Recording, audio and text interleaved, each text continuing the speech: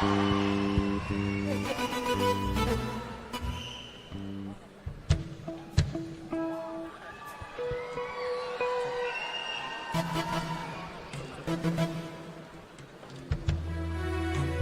Hello hello hello check hello hello hello hello hello hello hello hello hello hello thank you. అందరికీ నమస్కారం. సద్గురు నమస్కారం Sadhguru. Thank you so much for coming to Hyderabad. Thanks a lot.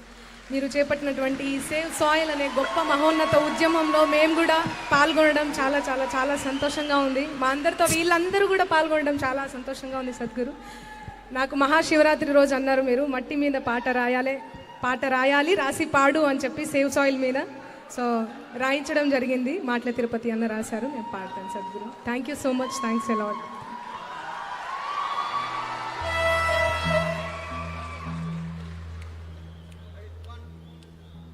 Save Soil!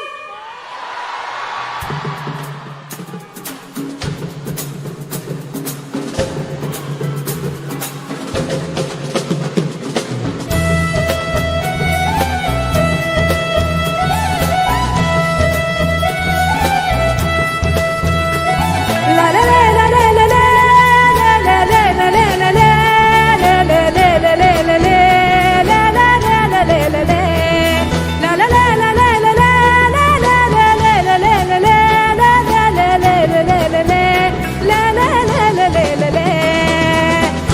జనకర జననే హైలెస్సో హైలాలా హైలా ఓలెసా జనకర జననే హైలెస్సో హైలాలా హైలా ఓలెసా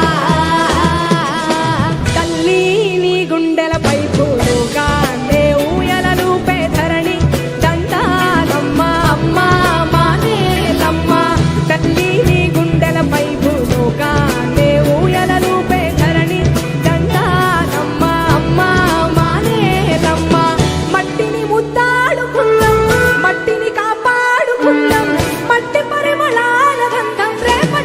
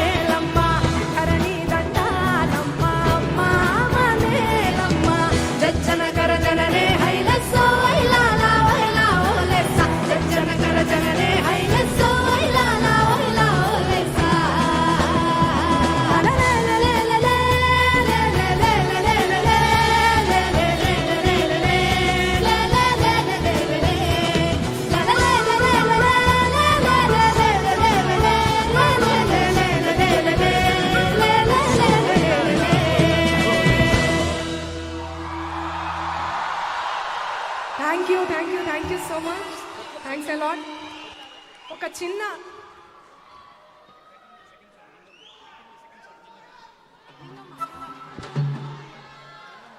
మొన్న సద్గురు ఒక song పాడారు, విన్నారా అందరూ? అది హిందీలో, మనం తెలుగులో చిన్న ఏదో నాకు నచ్చి శ్యామన్నతో రాయించుకున్నా, నచ్చింది, నాకు పాడాలనిపించింది ఎందుకో సద్గురు ముందు. చాలా బాగా పాడారు సద్గురు మీరు. సో మీ అందరి కోసం. నిన్ను నన్ను కలిపిన బంధం మట్టిదిరా మనుబంధం, పంచిన ఒడినే మరిచామంటే మన పుట్టుకనే ఇక వ్యర్థం. అరచేతుల్లో మోసే అమ్మతనం చూసావా, తల్లి రుణాన్నే తీర్చే సమయం ఈరోజే అనలేవా, ఈరోజే అనలేవా. Thank you Sadhguru, thank you so much. మీ అందరి కోసం వన్ మోర్ సాంగ్.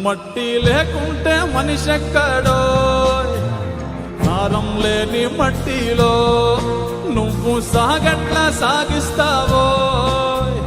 సాగుంటేనే సౌభాగ్యం, లేకుంటే నిలువలేదు ఏ రాజ్యం. తిండి పట్ట నీడకి నిండు మట్టే రాములాధారం. ఒట్టి మట్టేగా అంటావేమో, మనుగడ పుట్టేది గిట్టేది మట్టిలోనే గదరా. మట్టేరా పుట్టుకకు ఆధారం, మోసేది నీ భారం, అన్నమయ్య కలిగించే మమకారం.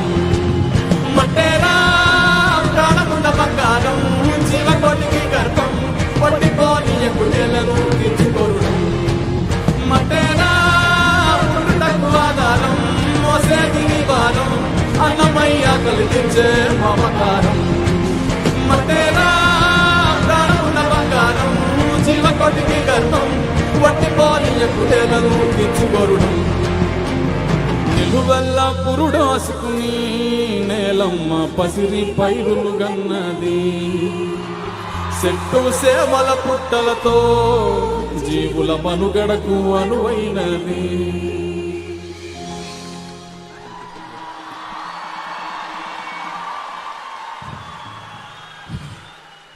ప్రకృతి పచ్చగా ఉంటే మనం ప్రకృతితో మమేకమైపోయి బతకగలిగితే ఎంత ఆనందంగా ఉంటుంది, ఎంత అందంగా ఉంటుంది అనేది గోరెటెంకన్ గారు రాసిన ఒక పాట, మువ్వ అందులో అనే ఒక పాట. సో ప్రకృతిలో మనం ఎలా ఇమిడిపోవచ్చు, ఎలా కలిసి బతకచ్చు అనేది ఈ పాట సారాంశం. చాలా గొప్పగా రాశారు గోరెటెంకన్ గారు. I sing that.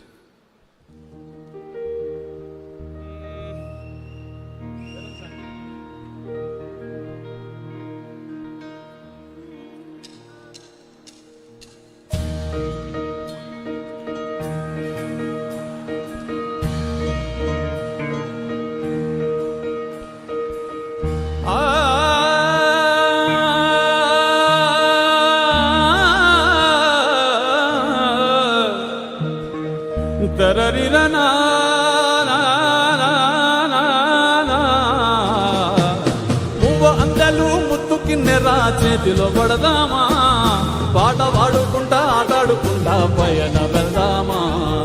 మువ్వ అందలు ముత్తు కిన్నెరా చేతిలో పడదామా, పాట పాడుకుంటా ఆటాడుకుంటా పయన వెళ్దామా. హే మువ్వ అందలు, ఓహో మువ్వ అందలు, చేతిలో పడదామా, పాట పాడుకుంటా ఆటాడుకుంటా పయన వెళ్దామా.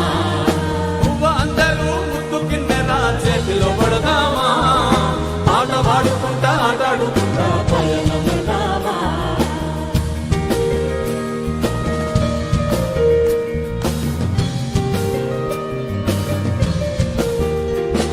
ఏ కోరెంక పువ్వా, ఓహో కోరెంక పువ్వా, గుంపులోనే ఒదిగిపోదామా, సర్రంగ చెట్ల నీడలోనే ఆడుకుందామా. గోరెంక పువ్వ గుంపులోనే ఒదిగిపోదామా, సర్రంగ చెట్ల నీడలోనే ఆడుకుందామా. గోరెంక పువ్వ, ఓహో గోరెంక పువ్వ, గోరెంక పువ్వ గుంపులోనే ఒదిగిపోదామా, సర్రంగ చెట్ల నీడలోనే ఆడుకుందామా. పువ్వ అందరూ ముద్దు కిన్నెరా చేతిలో పడదామా, పాట పాడుకుంటా ఆటాడుకుంటా పయన వెళ్దామా.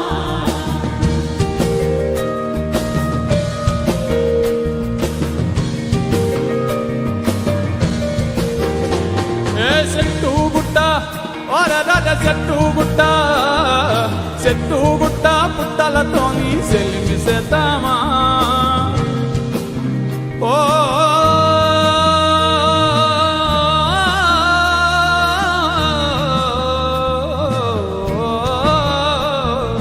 చెట్టు గుట్ట పుట్టలతోని చెల్లిమి చేద్దామా, చుట్టాల ఓలే పిట్టలలా కలిసిపోదామా. చెట్టు గుట్ట పుట్టలతోని చెల్లిమి చేద్దామా, చుట్టాల ఓలే పిట్టలలా కలిసిపోదామా. ఏ పువ్వ అందలు, ఓహో పువ్వ అందలు, పువ్వ అందలు ముద్దు కిన్నెరా చేతిలో పడదామా, పాట పాడుకుంటా ఆటాడుకుంటా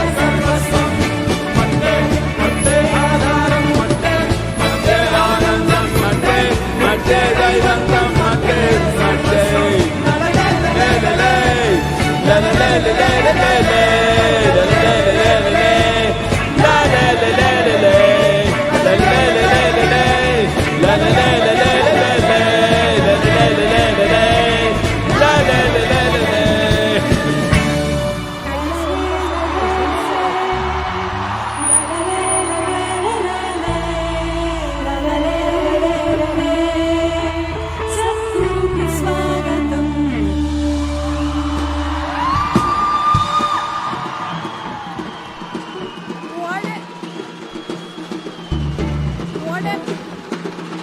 What an energy. Thank you so much. Thank you so much. Thank you so much, Ram మిరియాల గారు, and thank you so much, Mangli.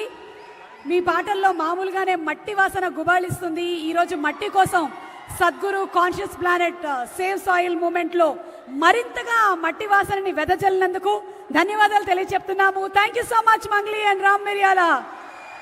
And thank you so much all the earth buddies. What a wonderful energy. Thank you.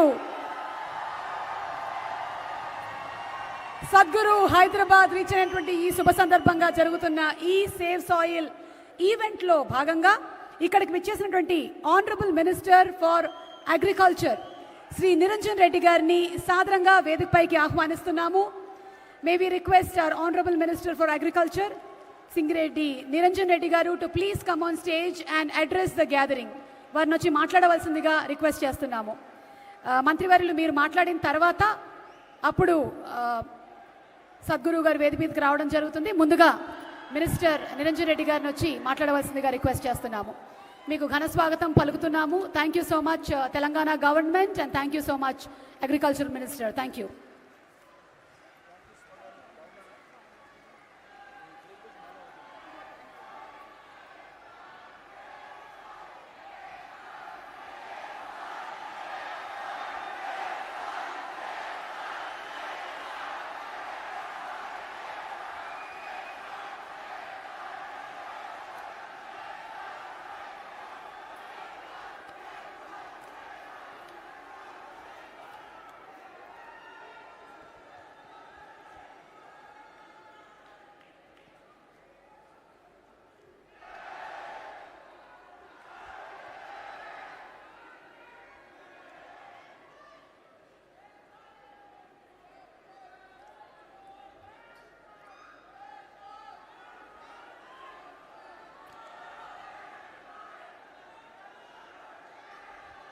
నిన్ననే తెలంగాణ రాష్ట్రాన్ని, ఈ నేలను ఋతుపవనాలు తాకినాయి. ఈ నేలను వర్షం ముద్దాడింది. ఈ తెల్లవారుజామున ఈ సాయంత్రానికి సద్గురు గారు హైదరాబాద్ నేల మీద కాలు పెట్టినారు.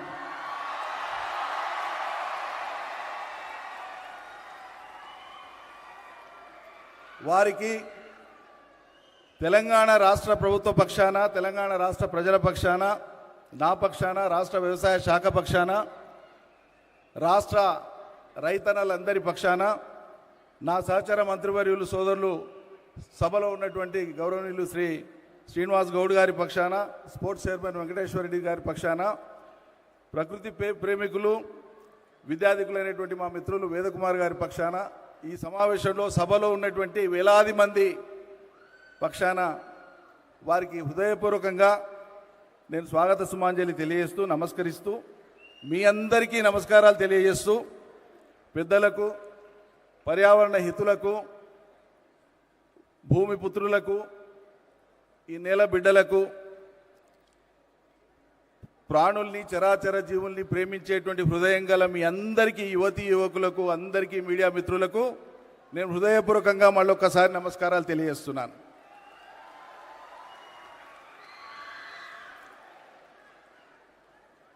సద్గురు గారు, మీ యొక్క దీక్ష ఒక మార్గదర్శనం చేసేటువంటి సంకల్పం. ఈ తాత్విక ఆలోచనలు ఈ తరంతో పాటు భావితరాలను ప్రభావితం చేస్తూ రాబోయే తరాలకు కూడా దారి చూపించేటువంటివి. మేము మీ విశ్వాసాలను ఈ అంశానికి సంబంధించినటువంటి విషయంలో, ప్రత్యేకంగా సేవ్ సాయిల్ విషయంలో ముమ్మాటికి ఏకీభవిస్తూ, అనుసరిస్తూ ఉండేటువంటి వాళ్ళము, ఆచరిస్తూ ఉండేటువంటి వాళ్ళం.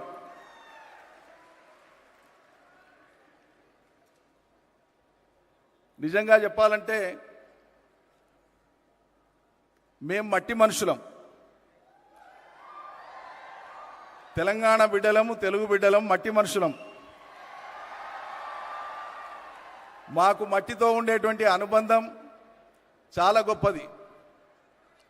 ఈ మట్టి కోసమే మా పెద్దలు, మా పూర్వీకులు, మా ముందు తరాల వాళ్ళు అలుపెరగని పోరాటం చేసిండ్రు. ఈ మట్టిని రక్షించుకోవడం కోసమే, ఈ మట్టి మీద నిలబడి జీవనాన్ని కొనసాగించడం కోసమే, ఈ మట్టిని కాపాడుకోవడం కోసమే. మీ అందరికీ తెలుసు, ప్రకృతి మానవాళికి అందించినటువంటి ఒక అపురూపమైనటువంటి కానుక, సహజమైనటువంటి సంపద మన నేల, మన భూమి, భూమి ఉపరితలంలో ఉండేటువంటి నేల.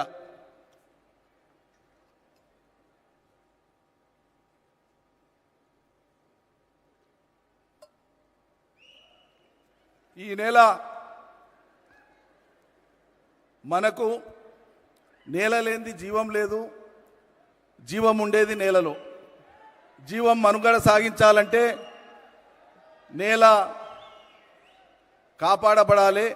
అందులో ఉండేటువంటి చరాచర జీవులన్నీ, కంటికి కనిపించేవి, కంటికి కనిపించవి, మనతో పాటు పుట్టినవి, మనకంటే ముందు పుట్టినవి, మన తర్వాత పుట్టబోయేవి, ఏ జీవులైనా మనుగడ సాగించాలి. ఒక వైవిధ్యభరితమైనటువంటి పరిణామ క్రమం ఇంకా ముందుకు సాగాలంటే ఖచ్చితంగా మనం దీన్ని కాపాడుకోవాలి.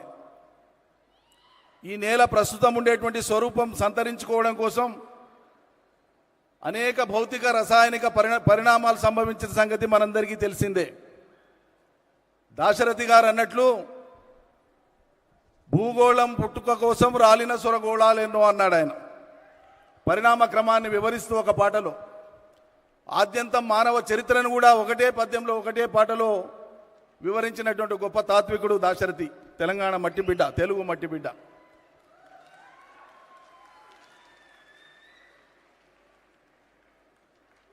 పరిణామ క్రమంలో మనం చూస్తున్నటువంటి ఈ నేల, ఈ మట్టి జీవానికి యోగ్యమైనటువంటిది. ప్రాణులకు యోగ్యమైనటువంటిది, పంటలకు యోగ్యమైనటువంటిదిగా మట్టి మారాలి, ఒక్క పొర మారాలంటే 600 సంవత్సరాల కాలం పడుతుంది. అట్లా వేల వేల వేల సంవత్సరాల కాలంలో ఈ భూమి అవతరించినప్పటి నుంచి జరిగినటువంటి అనేక పరిణామ క్రమాల్లో మనం చూస్తున్నటువంటి ఈ నేల, ఈ ప్రపంచానికి జీవరాశులకు అన్నం పెడుతున్నటువంటి నేల, జీవాన్ని కాపాడుతున్నటువంటి నేల. మరి ఈ నేల కాలగమనంలో ప్రత్యేకించి మన దేశంలో తీసుకుంటే దాదాపు ఇప్పటికే మనకు ఉండేటువంటి భూమిలో ఒక 30% భూమి ఎడారీకరణ జరిగింది. ఇదే పరిస్థితి కొనసాగితే ఇప్పుడు ప్రపంచవ్యాప్తంగా ఉండేటువంటి 770-780 కోట్ల జనాభా ఉంది. మరో దశాబ్ద కాలం గడిస్తే దాదాపు అది దశాబ్దన్నర గడిస్తే దాదాపు 900 కోట్లు అవుతుందని చెప్పి అంచనాలు ఉన్నాయి. అప్పటికి ఇదే రీతిన మనం ఈ నేలను ఇట్లే నిర్లక్ష్యం చేస్తే ఆహార కొరతనే కాదు, ఆహారం లేక జీవరాశులే కాదు, మానవులు కూడా అంతరించిపోయేటువంటి ఒక ప్రమాదం మన ముందు కనిపిస్తున్నది. దాని నుంచి బయటపడాలి. మనం సాంప్రదాయబద్ధంగా భారతదేశంలో వేల సంవత్సరాలుగా మొదలైనటువంటి వ్యవసాయ నాగరికత, ప్రపంచంలో మానవుడు వ్యవసాయం మొదలుపెట్టి 13,000 ఏళ్ళైతే స్థిరమైనటువంటి వ్యవసాయం ఒక చోట సెటిల్ అయి అక్కడే ఉండి ఆవాసాలు ఏర్పరచుకొని వ్యవసాయం ప్రారంభించి 10,000 సంవత్సరాలైంది. ఈ 10,000 సంవత్సరాల కాలంలో దాదాపు 100 సంవత్సరాల క్రితం వరకు కూడా నేల ఆరోగ్యంగానే ఉండింది. తీవ్రమైనటువంటి పరిణామాలన్నీ కూడా ఈ 100 ఏళ్ల కాలంలోనే జరిగినాయి. 100 ఏళ్ల కాలంలో మానవుడి యొక్క ఆవిష్కరణలు అద్భుతమైనటువంటి రీతిలో ఉన్నాయి. మానవ నాగరికత శాస్త్రీయంగా, సాంకేతికంగా అత్యద్భుతమైనటువంటి రీతిలో పురోగమించింది. సమాంతరంగా విధ్వంసానికి దోహదపడేటువంటి చర్యలకు కూడా మానవాళి పూనుకుంటున్నది. ఒక విద్యుక్త ధర్మం, నైతిక ధర్మం, రాజ్యాంగాల పరమైన ప్రపంచం మొత్తం దేశాలు అనేకం కాబట్టి ఆయా దేశాల యొక్క రాజ్యాంగాల పరంగా మానవుల యొక్క నైతిక విధితో పాటు రాజ్యాంగ కర్తల యొక్క, శాసనకర్తల యొక్క, ప్రజల యొక్క రాజకీయ కర్తవ్యం ద్వారా మాత్రమే ఈ ధరిత్రిని మనం కాపాడుకోవడానికి అవకాశం ఉంటుంది.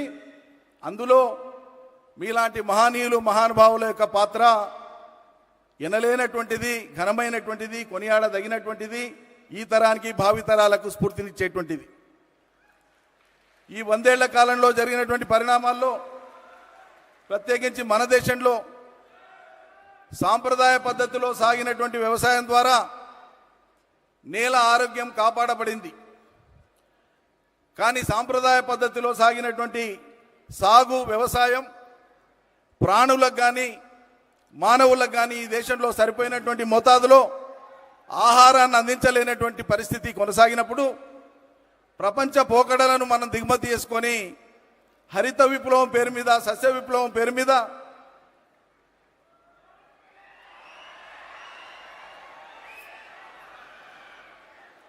మనం మితి మించినటువంటి సేవ్ సాయిల్,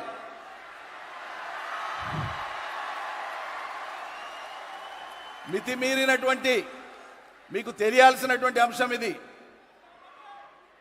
మనం అందరం భుజించేటువంటి ఆహారంలో ఈరోజు పరిమితికి మించినటువంటి ఫర్టిలైజర్, అదేవిధంగా పెస్టిసైడ్ రెసిడ్యువల్స్ ఉంటున్నాయి. వీటిని తగ్గించకపోతే, వీటి వాడకాన్ని రేషనలైజ్ చేయకపోతే, irrational usage of fertilisers and chemicals and pesticides వాటి మీద స్థిరమైన నియంత్రణ లేకపోతే భవిష్యత్తు అంధకారం అవుతుంది. అందుకోసమే చివరి విషయం చెప్పి నేను ముగిస్తాను.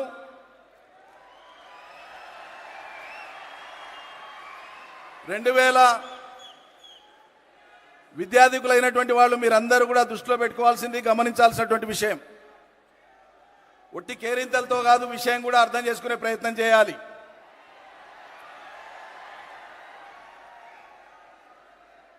2015 సెప్టెంబర్లో వారికి యుఎన్ఓతో అనుబంధం ఏర్పడింది కాబట్టి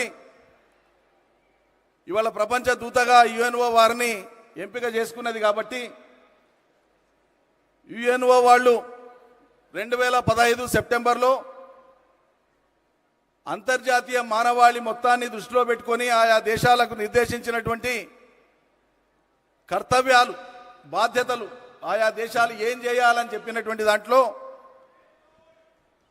సస్టైనబుల్ డెవలప్మెంట్ గోల్స్ అని చెప్పి ఆ రోజు ఒక 17 గోల్స్ని ప్రపంచ దేశాలకు వాళ్ళు డిటర్మైన్ చేసినారు. వాటిని అచీవ్ చేసుకోవడం కోసం 167 టాస్క్లని విధించినారు.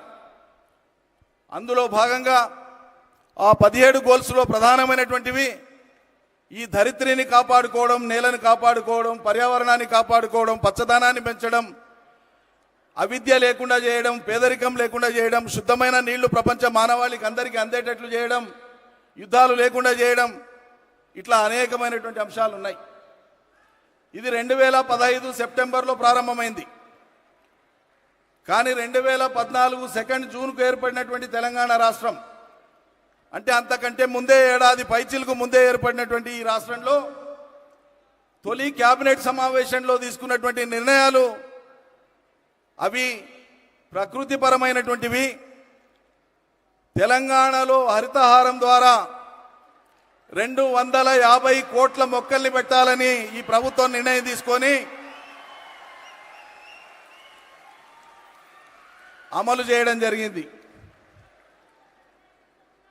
అదేవిధంగా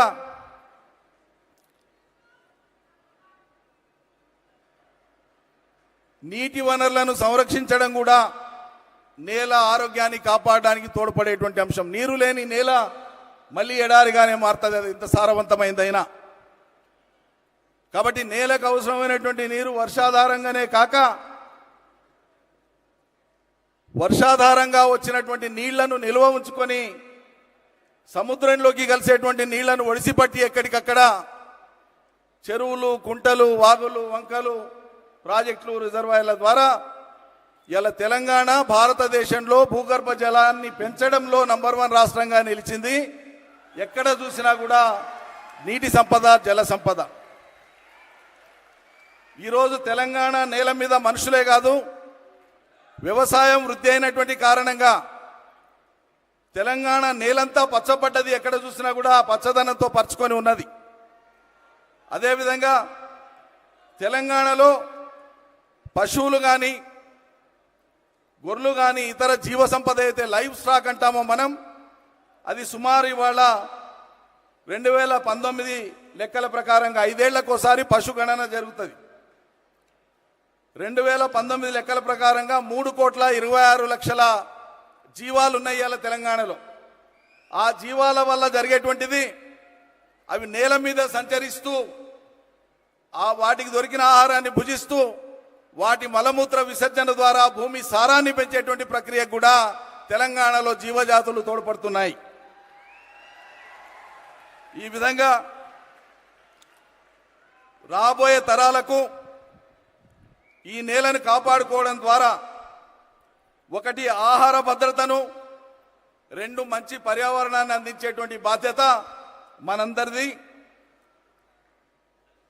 ప్రపంచ ప్రఖ్యాత ఆంథ్రోపాలజిస్ట్ ఎన్రిక్ సాల్మన్ చెప్పినటువంటి విషయం, మనం బంధం జీవులం అంటే మనుషులమే కాదు, అన్ని రకాల జీవులతో మనకు బంధం ఉంది, అనుబంధం ఉంది అన్నటువంటి దృష్టితో మనం గాలి పీలుస్తున్నాం, అవి కూడా గాలి పీల్చుకుంటున్నాయి, వాటి గాలి మనం పీల్చుకుంటున్నాం, అవి జీవించాలి, మనం జీవించాలనేటువంటి ఒక సిద్ధాంతంతో, కారుణ్యమైనటువంటి భావనతో, కంపాషన్తో ఈ భూమి మీద మానవుడు ఒక్కడే కాదు హక్కుదారుడు, సమస్త జీవజాతులన్నీ హక్కుదారులైనటువంటి విధంగా భావితరాలకు ఈ సందేశాన్ని తీసుకొని పోవాలి.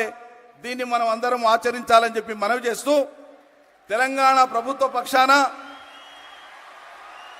మీ యొక్క ఫౌండేషన్ చేస్తున్న కృషికి మేము అనుబంధంగా ఉంటాము, తోడుగా ఉంటామని చెప్పి ప్రకటిస్తూ మీ అందరికీ ధన్యవాదాలు అర్పిస్తూ ముగిస్తాను. జై తెలంగాణ, జై Bharat.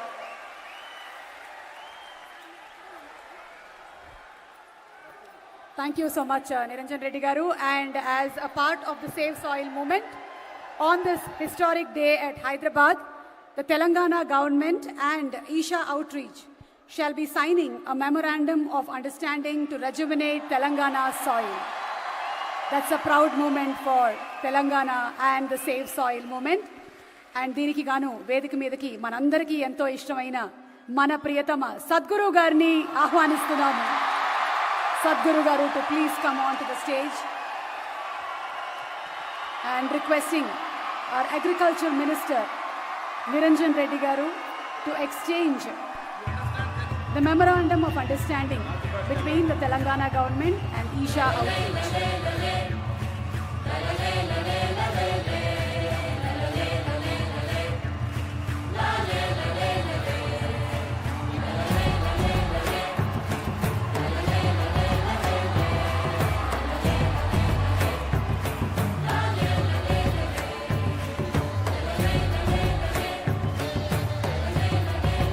This indeed is an historic moment.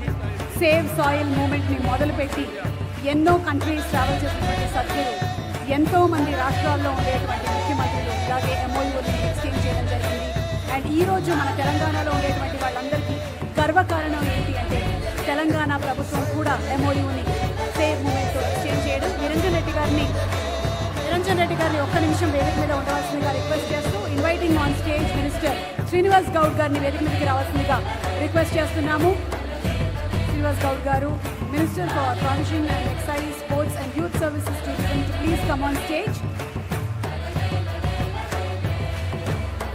ఈరోజు ఈ కార్యక్రమానికి వచ్చేసినటువంటి శ్రీనివాస్ గౌడ్ గారికి కూడా మా సాదర స్వాగతం పలుకుతున్నాము.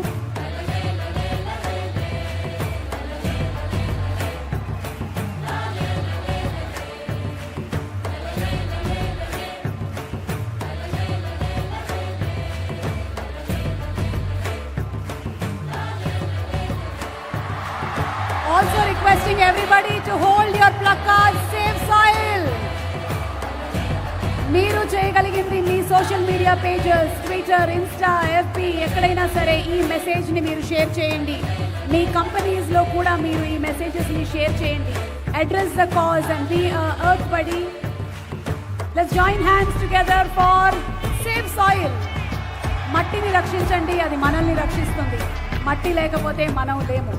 Thank you so much Niranjan Reddy గారు, thank you so much Srinivas Goud గారు, అలాగే వచ్చినటువంటి తదితర డిగ్నిటరీస్ అందరికీ కూడా థ్యాంక్ యూ చెప్తూ, the conscious planet, the save soil movement is an effort to save our planet soil from extinction.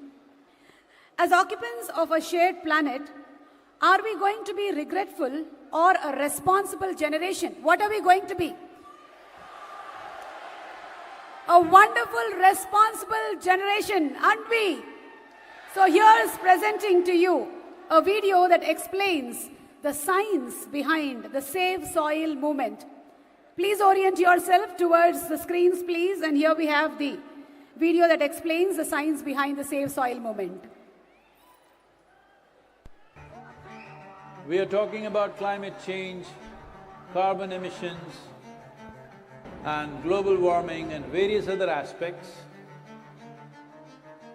but we are not addressing soil. Soil is the habitat upon which zillions of lives thrive. Once there is no richness in soil, then you have forsaken the planet in many ways. Every responsible scientist in the world and the UN agencies are clearly saying we have only 80 to 100 harvests left.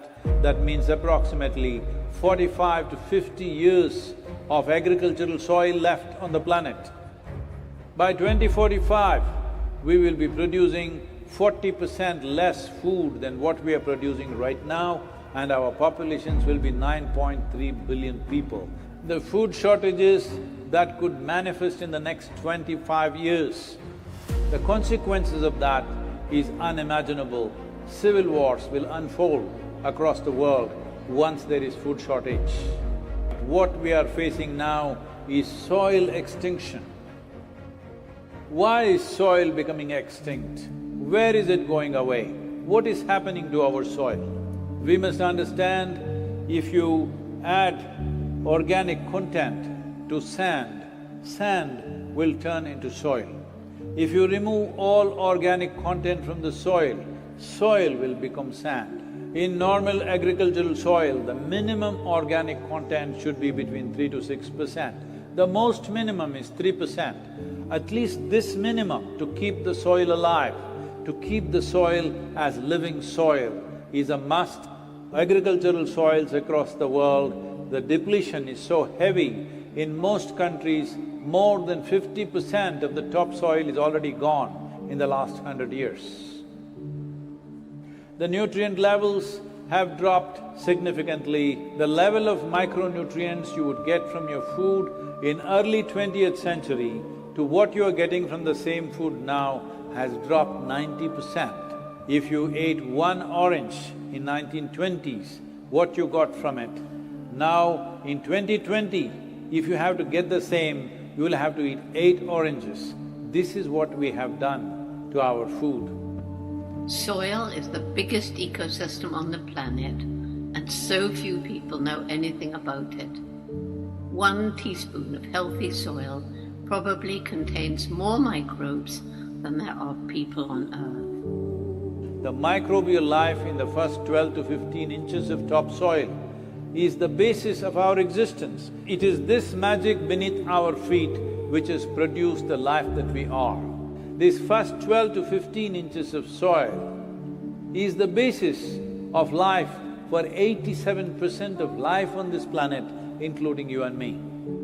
We have to begin to recognize that what we call our soil, Mother Earth, is a living organism. Open soils, ripped open by ploughing, open to sunlight, is the basis of destruction of microbial life.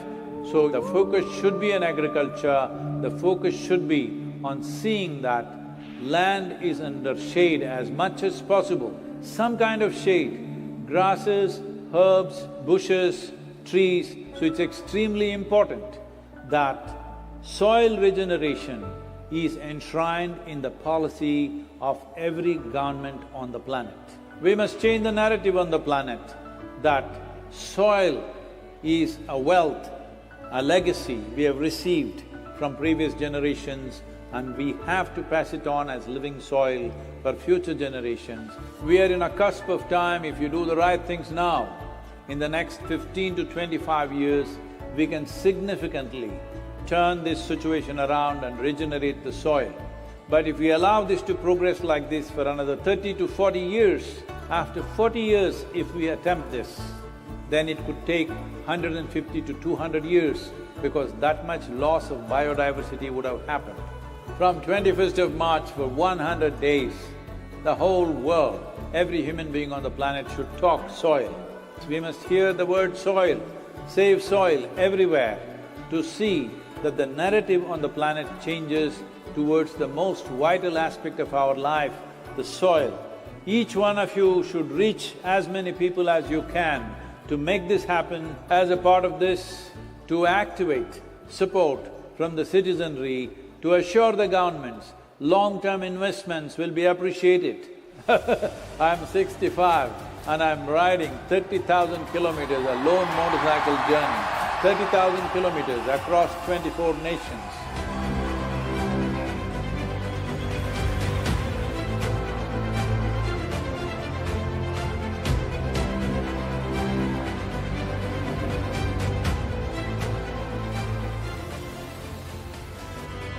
Sadhguru, thank you for what you're doing. Dear Sadhguru, one of the world's voices and leaders on soil conservation. وابدا بالنسبه لنا في رابطه العالم الاسلامي As for the Muslim World League, we are completely ready to help you.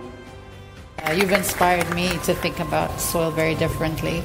I love what you say that we're all part of the solution and we all have a role to play. This is my appeal to every one of you, because I don't want this COP15 to end as one more convention with more paper and more paper. This must end with concrete action, and action in such a way that it's implementable. it is implementable, and we will see a distinct change in the coming few years.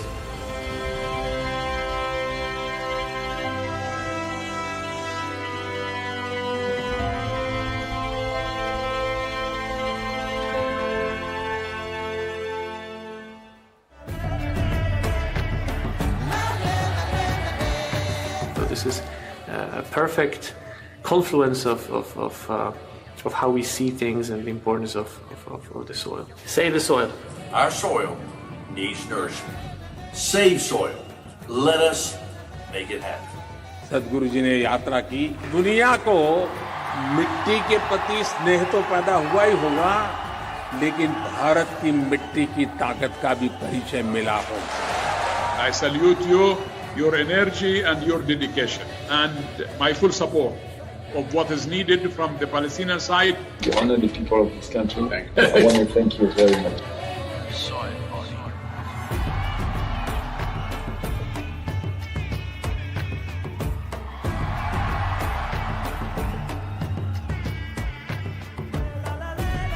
And the movement that you have taken up, I could not expect any more God's blessing than that. Sadhguru, and this campaign is so important. We're going to save the soil. Do your part. Let's save soil and create a conscious planet.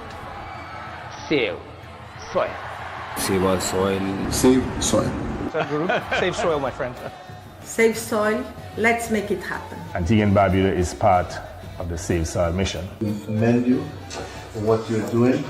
That is why we are happy to sign the MOU. The science and philosophy that backs the thought behind the movement is tremendous. We'll welcome you in Hyderabad and please show us the right direction towards policy. Save soil. Let's make it happen. It is time to save the soil. Save soil. Let's make it happen. We know what we must do, so let's make it happen. Let's make it happen. Let's make it happen. Let's make this happen. Let us make it happen. Let's make it happen. Let's make it happen. Save soil. Let's make it happen. Soil is not our property. It's a legacy that's come to us from previous generations, and we must pass it on as living soil for future generations. So let's take the action now. Repu kaadu, ellundi kaadu, ee roje. Let's take the action and let's save soil. As we are entering into the conversation with Sadhguru and Samantha, an announcement for all of y'all. We have live translation in Telugu that's available for the event today. Please tune your mobile phone radios into 88 frequency for Telugu, or you can visit the website. For any translation support, visit the translation help desk. We would also like to thank our sponsors. Our national sponsor PVR, along with our other partners, Cine Media partner UFO Movies, Superflow and Colroot Group, local sponsors Cofax, Patel Groups and Loris Labs. Thank you so much for being associated with Save Soil. And I'm delighted to announce in conversation event, yes, Samantha Ruth Prabhu with Sadhguru. The very versatile actress is the recipient of several awards, including 4 Film Awards South, 6 South Indian International Movie Awards and 2 Andhra Pradesh State Nandi Awards. Apart from her acting career, she also has started her own NGO, Pratyusha Support, to provide medical support for women and children in 2012. Ladies and gentlemen, presenting to you Samantha Ruth Prabhu, manandariki chala ishtamainatvanti Mana Sam, Iroju in conversation with Sadhguru. So may I request once again our dearest Sadhguru to please come on stage. Whether it is a question related to our physical self, spirituality, family or planet, one thing that we all know is ask Sadhguru. Our solution to all the problems, our dearest Sadhguru in conversation with Samantha.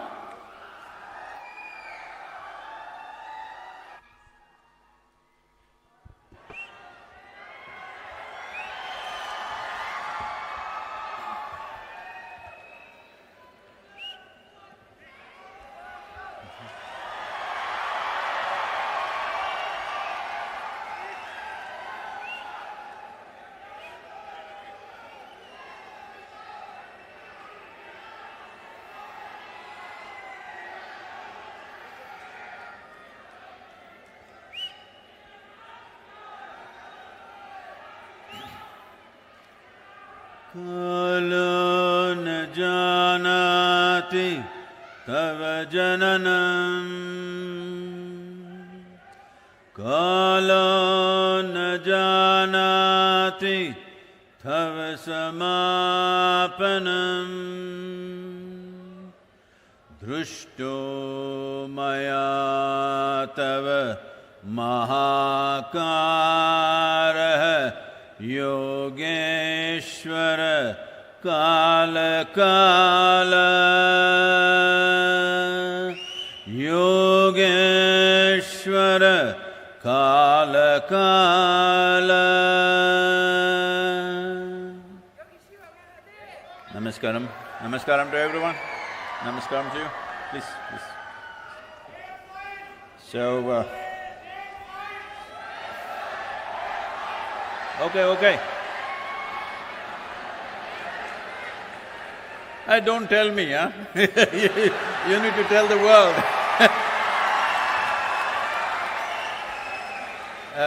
Samantha couldn't come on time because as she was coming, somebody informed her, I'm wearing an yellow kurta, so she had to go back, change and come.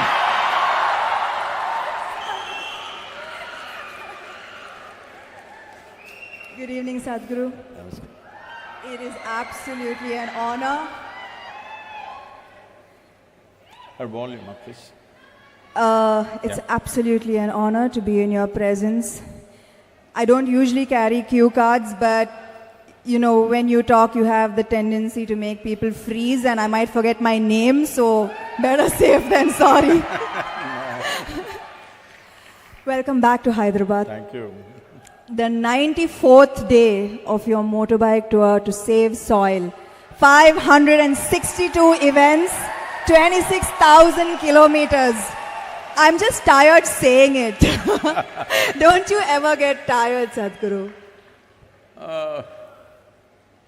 See, people continuously asking me almost everywhere, looking at the schedule and the distances we are making.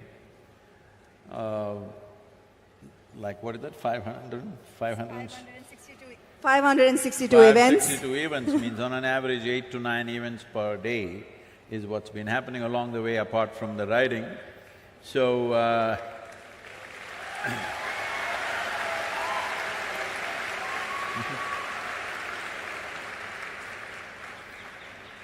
so continuously, almost in every nation, this is a question, how do you manage this? I must tell you, I was riding towards Bucharest and I was to reach there at 7 o'clock, and 7 o'clock there was a television interview. But weather got very bad and the road What is that? Can't hear?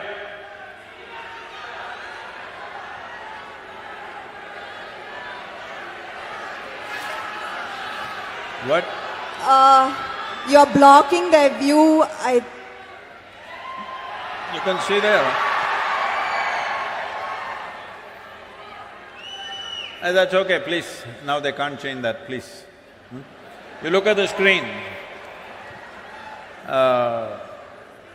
You always seen Samantha only on the screen, so what does it matter? It's not me they're here for, Sadhguru. Huh? It's not me they're here for. So I was to go there at 7 o'clock in the evening, but the ride became 9.5 hours instead of 6 hours as it was planned. So I reached there around 11:15 and they were still waiting, the television crew. So I walked straight into the event and well, an hour and a half when we finished, it was nearly 1 o'clock in the morning, and then I was talking to them. So this anchor said, at this age, how do you ride for 9 hours and come and do an interview and you're still fine?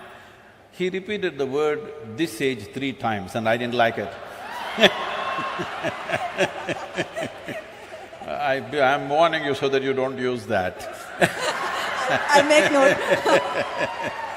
So I told him, see, I lived my life so intensely, I never had the time to get old.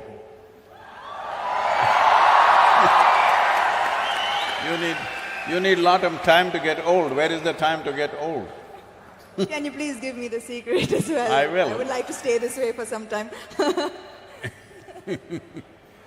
We will reveal the secrets to you. So I see your amazing bike, and some would say a bike tour, an unusual way to create awareness. Why a bike tour, Sadhguru? Why a motorcycle?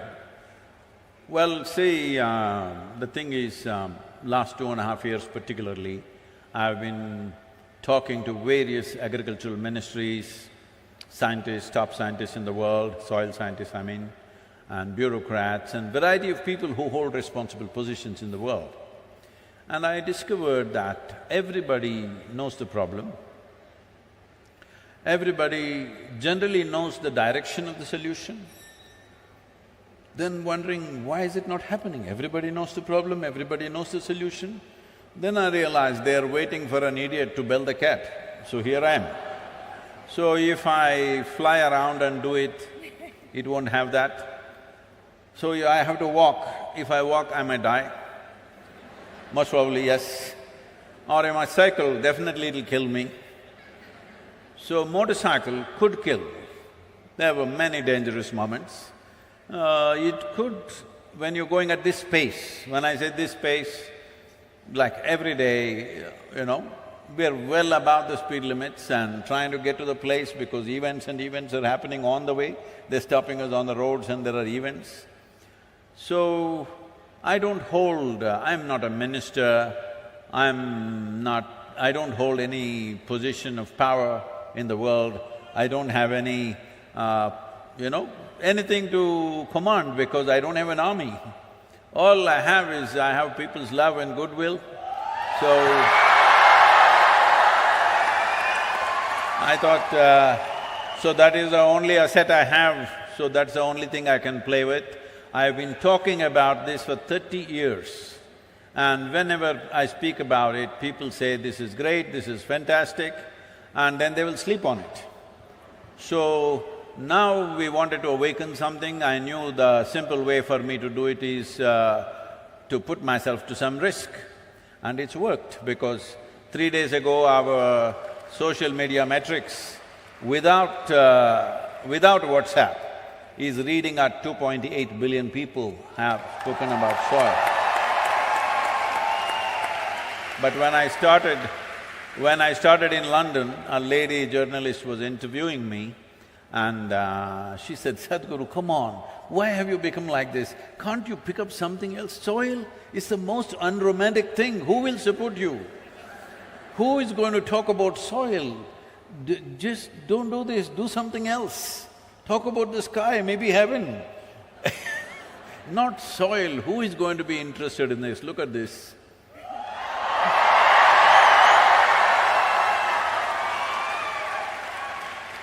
There is this constant question about river water being wasted to the ocean, Sadhguru. So, is there a way that we can save it? See, the river water must go to the ocean. On the way you can drink, you can irrigate your lands a little bit, you can use it, but river water must go to the ocean. This is a very wrong concept which a lot of states are unfortunately taking. If the river water does not go, enough river water, I would say in ideal conditions, minimum 50% should go. But with our population pressure, where we have 4% of the world's land and 17.6% of population, world's population, with this pressure, you cannot expect 50% to flow. At least 25% of the river water must flow into the ocean. Why? India has 7,600 square kilometers of coastline. So along this coastline, there's an ecosystem which is semi-marine kind of ecosystem. It's a completely different ecosystem than the marine ecosystem and also different from the river water itself, because it's a meeting and mingling of these two different types of waters. If this buffer goes away, then marine ingress will happen. Marine water will start percolating into the soil and coming in. You know from Tamil Nadu, 80 kilometers inside, marine water has come right now in Tuticorin region. Just 15 years ago, it was all sweet water. Today all the wells are salt water. People have vacated the whole villages. You will see ghost villages, completely empty villages, all locked homes, and they've left because there is no sweet water anywhere. Up to 100 kilometers it can come. If all the rivers, if you use it up inside for human, whatever you want to call it, human reproduction, I would say if you use it up like this, then up to 100 kilometers marine ingress can happen. 7,600 kilometers coastline, 100 kilometers means you would have lost 1/3 of the nation. This is about the same size of land that you partitioned with Pakistan and Bangladesh at one time in 1948. That's how much land you will lose once again if rivers don't flow into the ocean.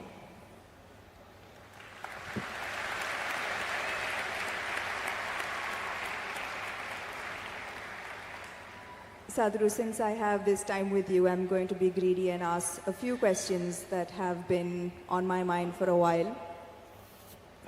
Personally, I love to visit places of worship. I believe in a higher power, in good energy, in karma. But there is a counter viewpoint that religion divides us. What is the purpose of religion in our lives today, and how would you answer an atheist who says that the world would be a better place without the divisive policies of religion?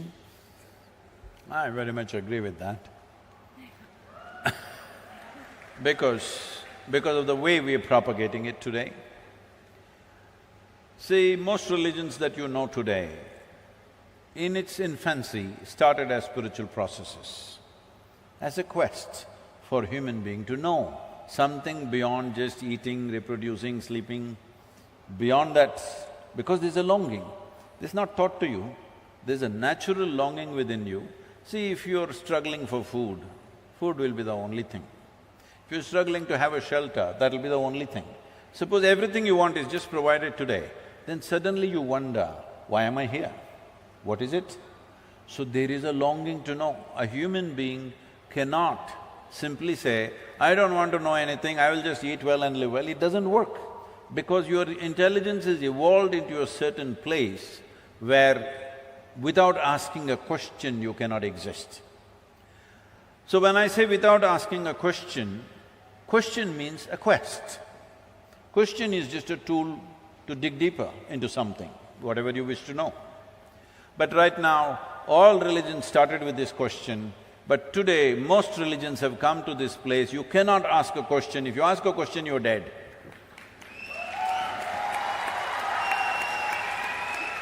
So, with what purpose it started and what it has become today is a different thing.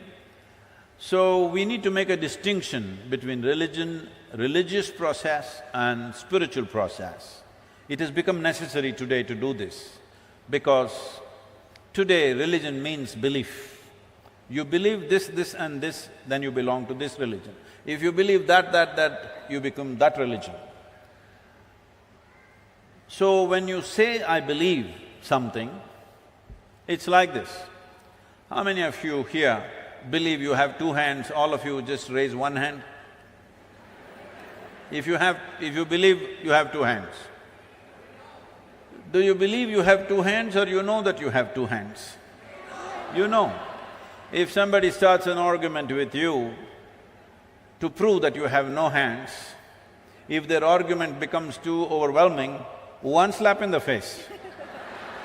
He knows you got hands. This happens in the movies, huh? But in God you believe. Why?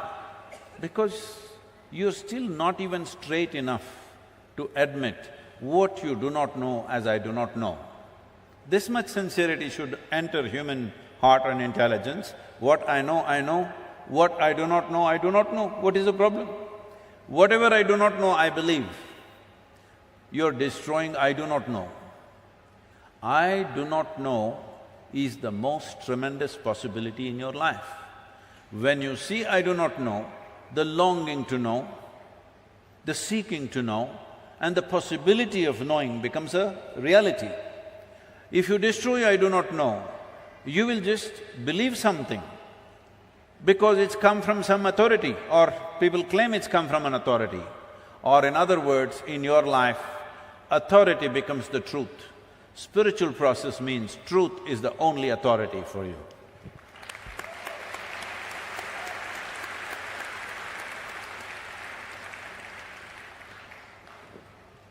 Another question that has been on my mind lately is how much of one's life is a result of their past karma? Are the injustices and unfairnesses that one faces in one's life a result of their past karma? If so, do you accept these injustices and find solace in the fact that, okay, the karma is being cleared, even though it might seem detrimental to our lives in so many ways? Samantha, you're old enough for this. I'm not saying you're old, I said you're old enough. Do you still expect the world to be fair to you? That's why I'm asking this question. Can I blame it on my past karma is what I'm asking. I want the world to be fair to me is a schoolgirl question. By now you should know the world is not fair. It will not be fair to you.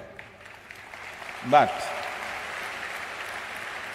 if you dig deep into yourself and have a taste of life, not a taste of your thought and emotion, the taste of life that you are, then you will see life is not just fair, it's just fantastic. So, do you want fair life or fantastic life? You must decide.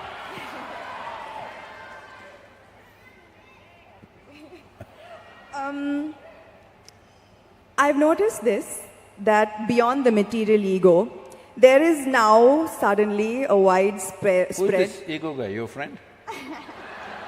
It's all around me.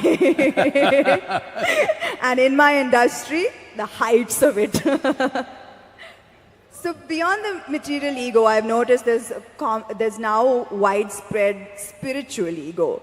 I've come across a lot of people who are now on a spiritual path, not you, Sadhguru, who consider themselves superior to people who are not on a spiritual path. How would you advise such people to ensure that they don't fall a prey to this new spiritual ego? First we'll address this ego guy, okay? If you show me where it is, I'll fix it right now. I wish I knew where it was, it just keeps coming suddenly. So, you don't know where it is. The thing is just this, say at certain moments, as a person, as a woman, you are a beautiful person, wonderful person, I mean. I'm sorry, I didn't say only at certain times you're beautiful, you're always beautiful, but certain times you're wonderful, all right? Certain moments maybe you're nasty, possible.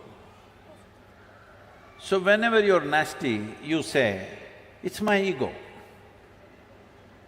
Why don't you say, it's me, I'm sometimes wonderful, sometimes nasty. If you see this, naturally nastiness will go down. But if you say, whenever you're nasty, Mr. Ego does this, and you don't know where he is, you don't know his address or ID, nor do you know his phone number, so how do you fix this guy? So everybody has this going in their life, because this is spiritual jargon without being spiritual is all over the place, particularly in India, because we have, 15, 20,000 years of spiritual history, so we know all the words, we know what Atma, Paramatma, this one, that one, Ahankara, everything we know, words only. Words only, noted. So we can just throw words like this and confuse the Western population quite a bit. Because if you come here, they'll say Mukti, Shakti, this one, that one, all kinds of things. They'll think… I know a lot of people who've gone and set up spiritual centers in the West, particularly in America, because they just know one chant, just one chant. Okay, Asatoma Sadgamaya, with this they run the whole thing. So, So unfortunately, spirituality,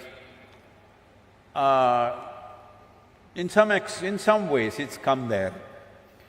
It's come there because there is need in the society, there is not enough source.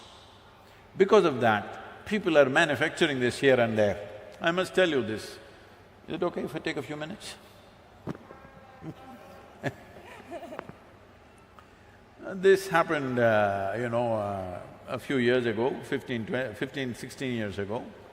And I was in United States, and then somebody in the office, our office, told me, Sadhguru, did you know every day 100,000 people are typing out the word spiritual? I said, is that so? Type it out and see what comes out. Are we even there in the picture? They typed out spirituality. First thing that comes up is a spa in Mexico. You've been there.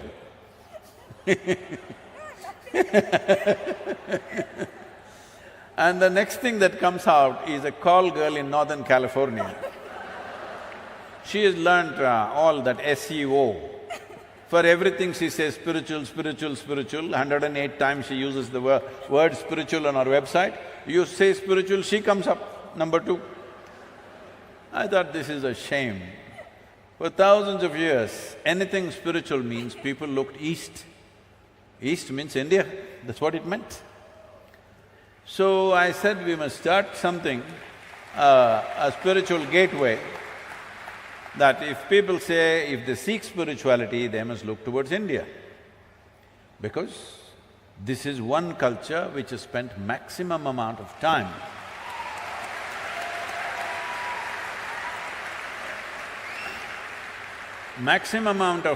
exploring human consciousness and the mechanics of what a human being is, how this functions on the surface and its very core. How does this function? What can we do about it? This has been explored. I'm not saying this out of my Indian origin, I'm saying this after looking at the world closely, that nowhere else has it been looked at like this. So, I said we must start a spiritual gateway, India, the spiritual gateway.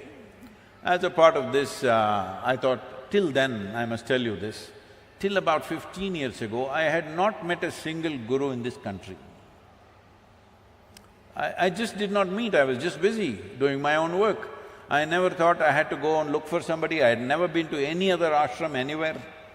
And then I thought, okay, let me make an attempt, then I started making phone calls. They all received my call pretty well, and then I started visiting some people and started putting together. We had one meeting with 125 gurus. We made this thing that nobody talks about their philosophy. You keep your philosophy, this is just a meeting. This is just about how to enhance your ashram or your yoga center, whatever you have, how to enhance the quality. We will teach you management, we will teach you branding, we will teach you how to make a website, we will teach you how to present yourself to international community. Your philosophy, we don't touch, you don't touch mine, I don't touch yours. You do your own thing. Because that is the beauty of this culture, that it can exist in hundreds of forms, thousands of forms, and it's okay with us. So when I went about doing this, well, I met many wonderful people, but at the same time, at least 60 to 65%, it hurts me to say this, I found that if I walk into an airport or a golf course, I meet better men than in the so-called spiritual centers. Because it's full of jargon, no heart, no depth, no profoundness, simply one chant, one nonsense, one philosophy that they read somewhere. It's going on like this. This needs to change. So to bring this profoundness to people, as people get closer to me, I get harder and harder and harder. Those who are very close to me, I am bloody cruel. Yes, because just to bring integrity into spirituality is so hard. Because the moment they get spiritual, little, like you said, you're calling it spiritual ego, I call it spiritual airs. They get spiritual airs, air bubbles get in their head. Suddenly they start acting funny, they start saying things that don't exist. They start talking about nonsense that nobody understands. If you speak something, whatever nonsense you speak, people in front of you must understand, otherwise why the hell are you speaking? Because the purpose of speech is to make somebody understand what you're saying.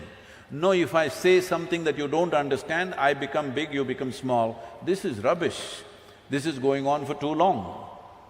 So everybody quotes a book, it all looks like, we are right now talking about Earth Buddies. We are creating an earthworm image, we are trying to create an NFT. We've over 40,000 images we have created, we will release it shortly.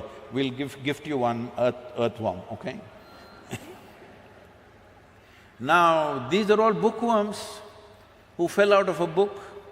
These bookworms were important when there was low literacy in the societies. Only one man in the village could read the book, suddenly he was very valuable. Now everybody can read, what is the point you reading a book to me? If you have something to say other than the book, you tell me.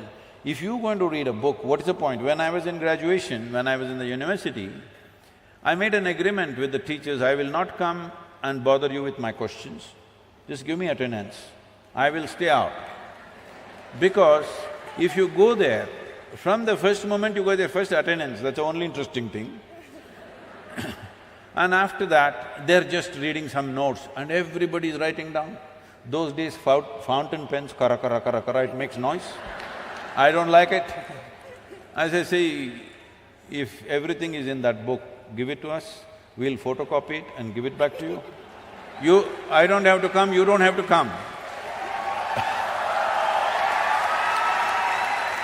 I have many interesting things to do in the town.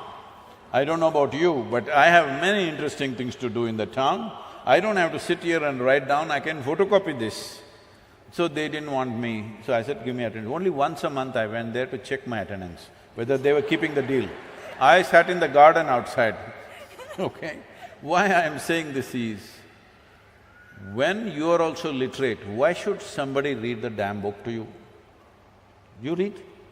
If they have something to say which no book can say, of course, then you must listen. So, this whole spirituality as a thing, unfortunately, has fallen on bad times, but slowly it is rising because people's longing is increasing. I must tell you this, 40 years ago when I first started the programs, in our engineering programs, in various different forms, 85% of the people used to come to the programs only for health problems. Only 12–15% came to know something. Today, over 90% of the people come because they want to know something, experience something. Only 8 to 10%.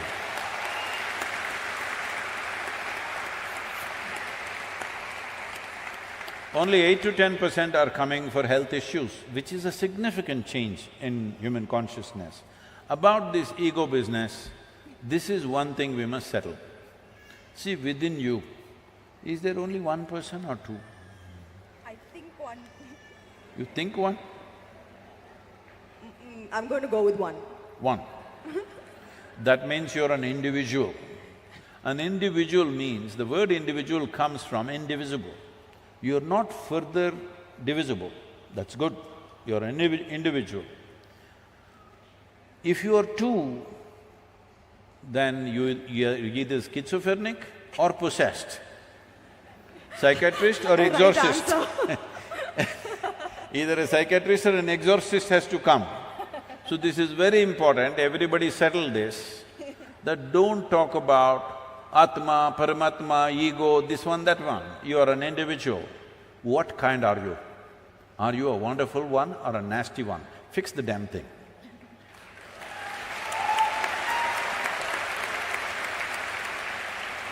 So you're saying, Sadhguru, don't give excuses that, this is me and this is my ego and we are two different… No. You are one and take responsibility for it.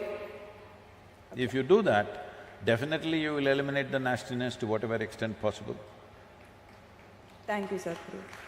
My last question is, there is a criticism that New Age spirituality is for the wealthy and privileged.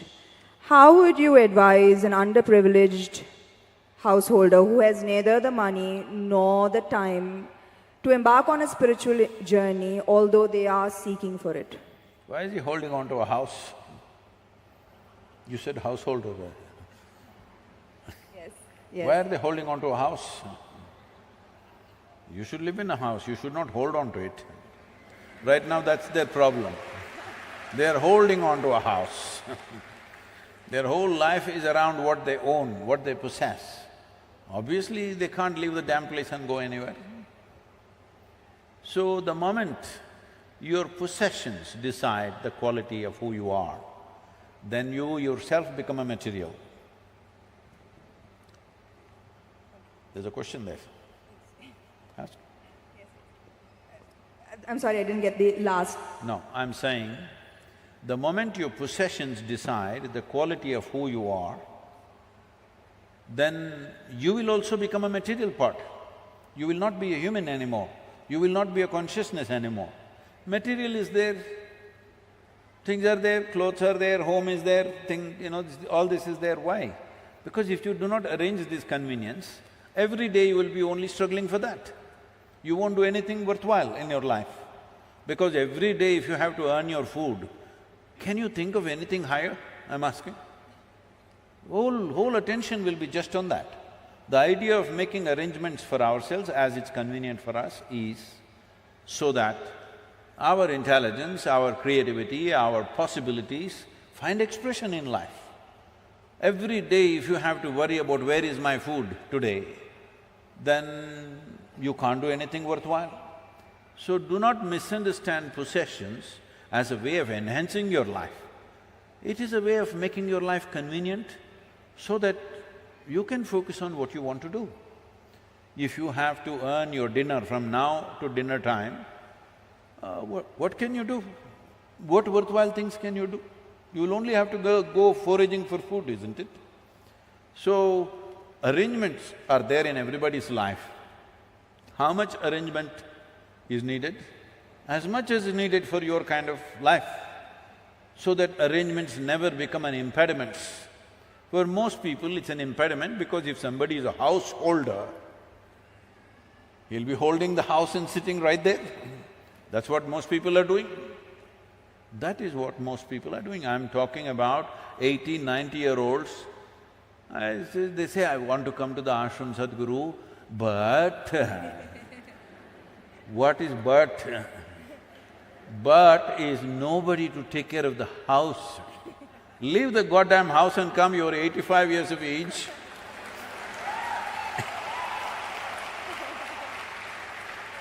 You're holding the house so much that you think it's going to go with you. There's no container service, definitely nobody transports homes. So, these householders, they must change their thing, they must live in the house. What kind of house? Whatever is convenient for them. When I say convenience, somebody wants to build a house for 10 crores. They're capable of making that money and building that house. If they can do it effortlessly, let them do it. For somebody else, 10 lakh rupee house itself is a burden. There used to be movies maybe before you came, at least in Kannada I know, there are movies about, oh, build a house and see, get somebody, your daughter married and see, these are the most difficult things to do in life. Arey, daughter will get married, leave her alone, huh? If you just leave her alone, she'll get married without any expense.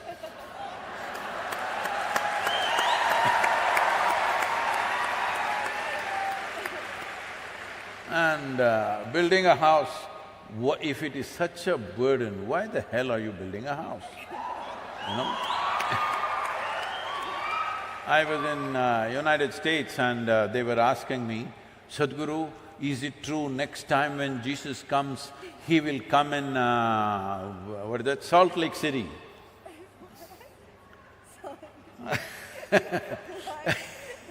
You know Salt Lake City, you don't know?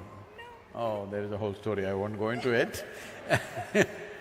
I said, see, last time he came around Jerusalem, and he came and he said, come follow me. Only 12 guys. Out of the whole population, only 12 guys he got. Out of that, one of them freaked on him anyway. But if he comes to United States, now in 21st century, and says, "Come follow me," nobody will be behind him because you got 35-year house mortgage, 15-year card mortgage, 20-year student loan.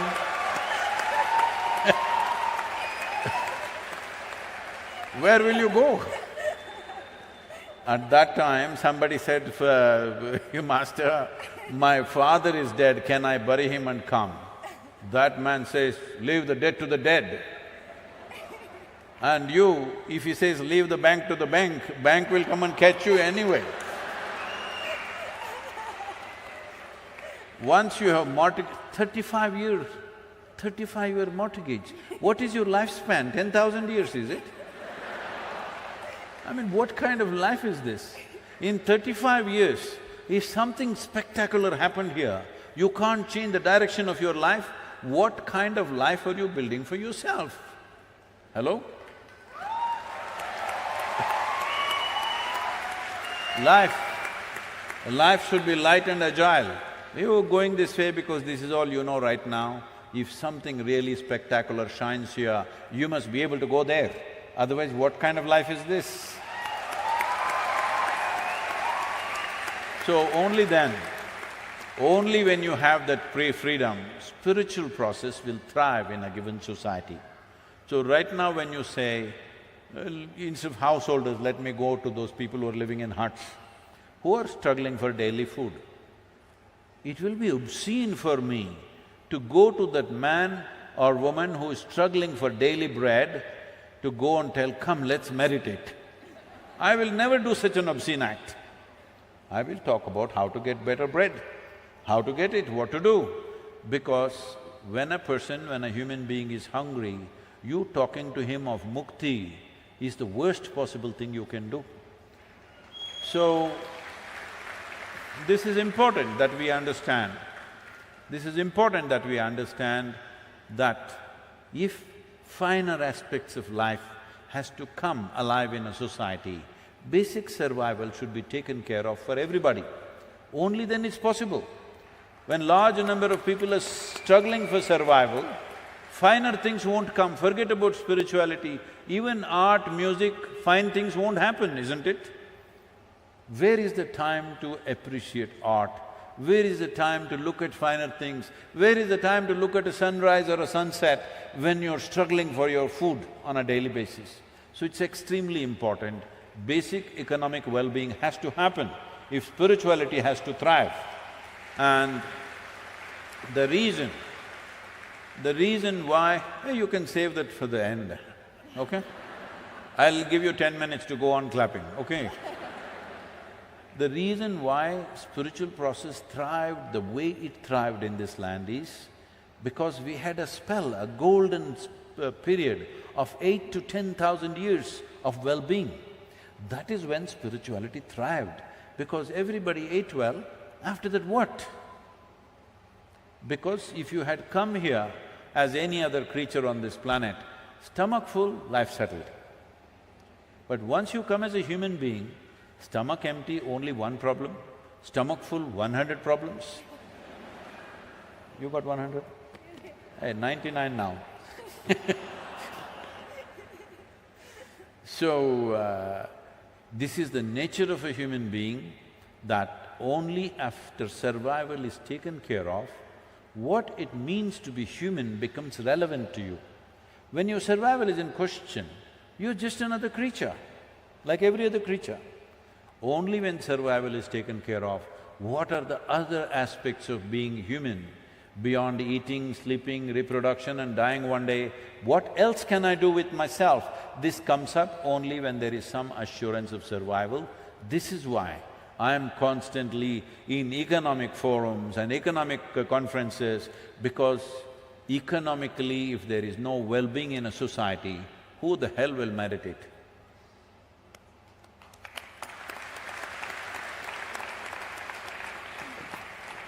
Thank you, Sadhguru, for your time. Thank you so much. You're done? Do we have questions? So I'm making an offer to you, Samantha, if you get me 25 million people as Earth buddies, I'll give you a ride on the motorcycle. How's that? I mean, I think I can, I can, yeah, I can. Okay, then it's a promise. I'll beg if I have to. So, it can touch 275. Sorry? It is capped at 275.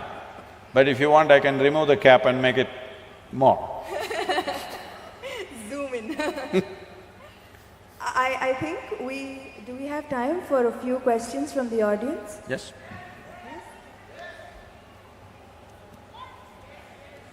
Yes, please. Yes, okay, great. Namaskaram, Sadhguru. Where are you? I'm here, Sadhguru. Where? I'm here, Sadhguru. Yeah, you must say, I am 10 o'clock. 10 o'clock. Yep. Glad to be here, blessed to be here. The question is, why our older generation used to say, whenever you are going to a great guru or someone, don't touch their feet, touch the soil. Don't? Touch their feet, touch the soil, and then you come up. Why you used to say that? I had this question. I did not get that question. Please, if you can repeat. So, elderly people used to say that whenever you visit a great guru, don't directly touch their feet, but definitely touch just the soil before that. They used to say that. So, any reason for that, whether it is related to any Save Soil movement or spirituality behind this? I agree with these elderly people, because when I'm riding, wherever, there are Save Soil lineups, a few are formally organized, others by themselves, a few hundred people gathering all over in every state that we are going. When I'm riding, if I ride away fast, they'll feel bad, I don't want to do that. So I slow down. The people who did not get this advice, these guys when I'm riding, they're coming and grabbing my leg. The motorcycle weighs 360 kilograms and they're pulling off my leg like this. They didn't hear this advice. I wish they had spoken more loudly.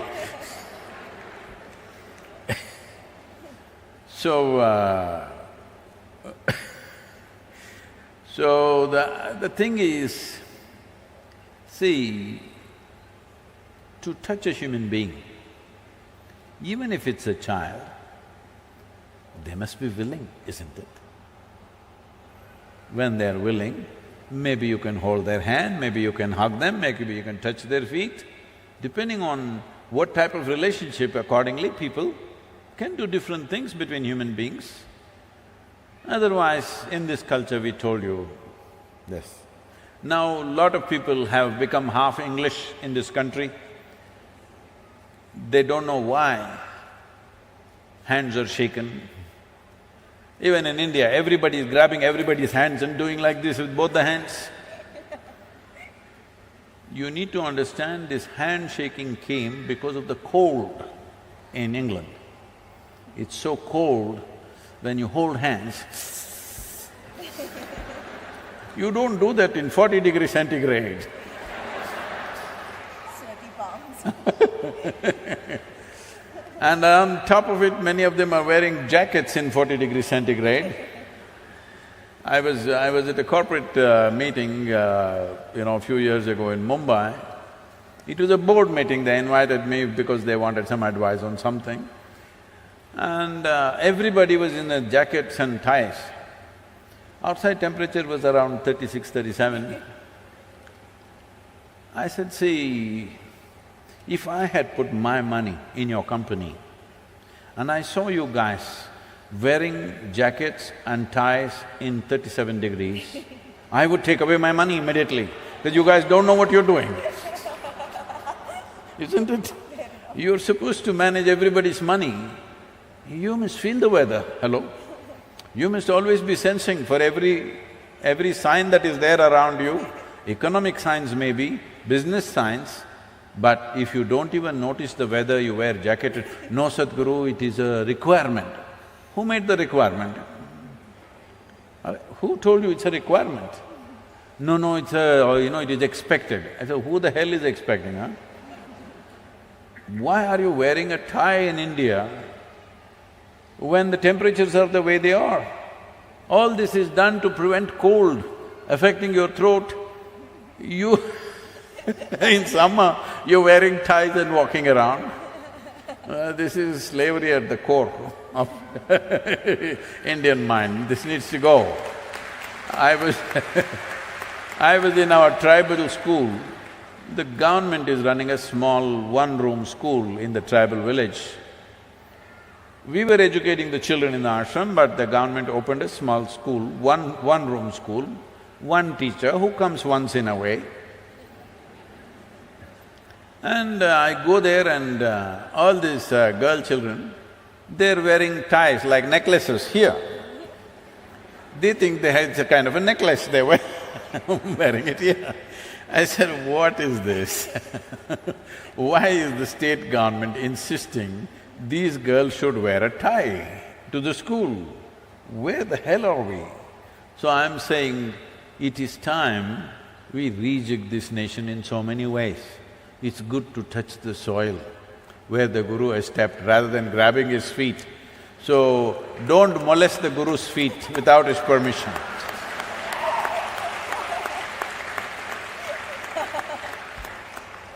It's molestation, hello?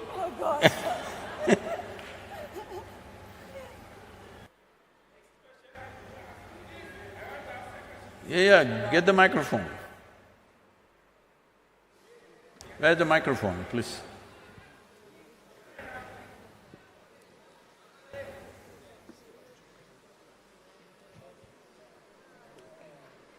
Hello Sadhguru, my name is Seattle. I have this question that I don't have any followers. How do I make them so that I can ride on your motorcycle?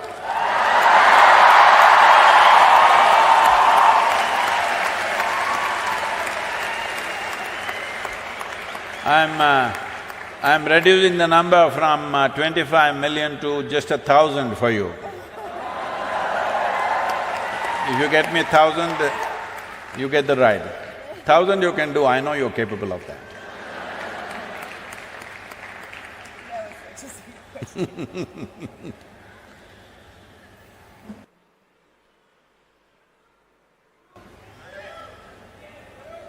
Somebody is torturing the child, please take care of the child, please.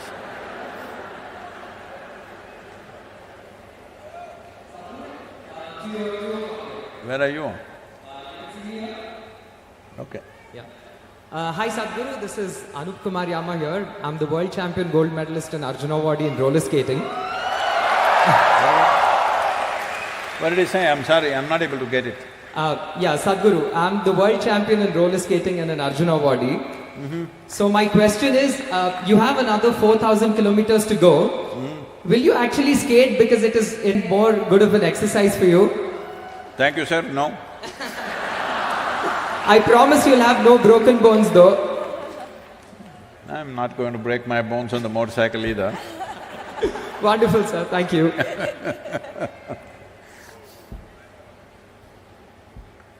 I told you it's capped at 275. What are you capped at?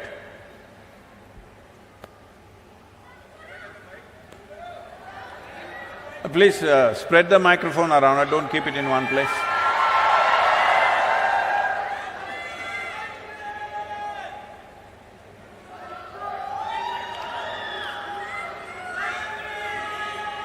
Do this quick. Where is the microphone, please?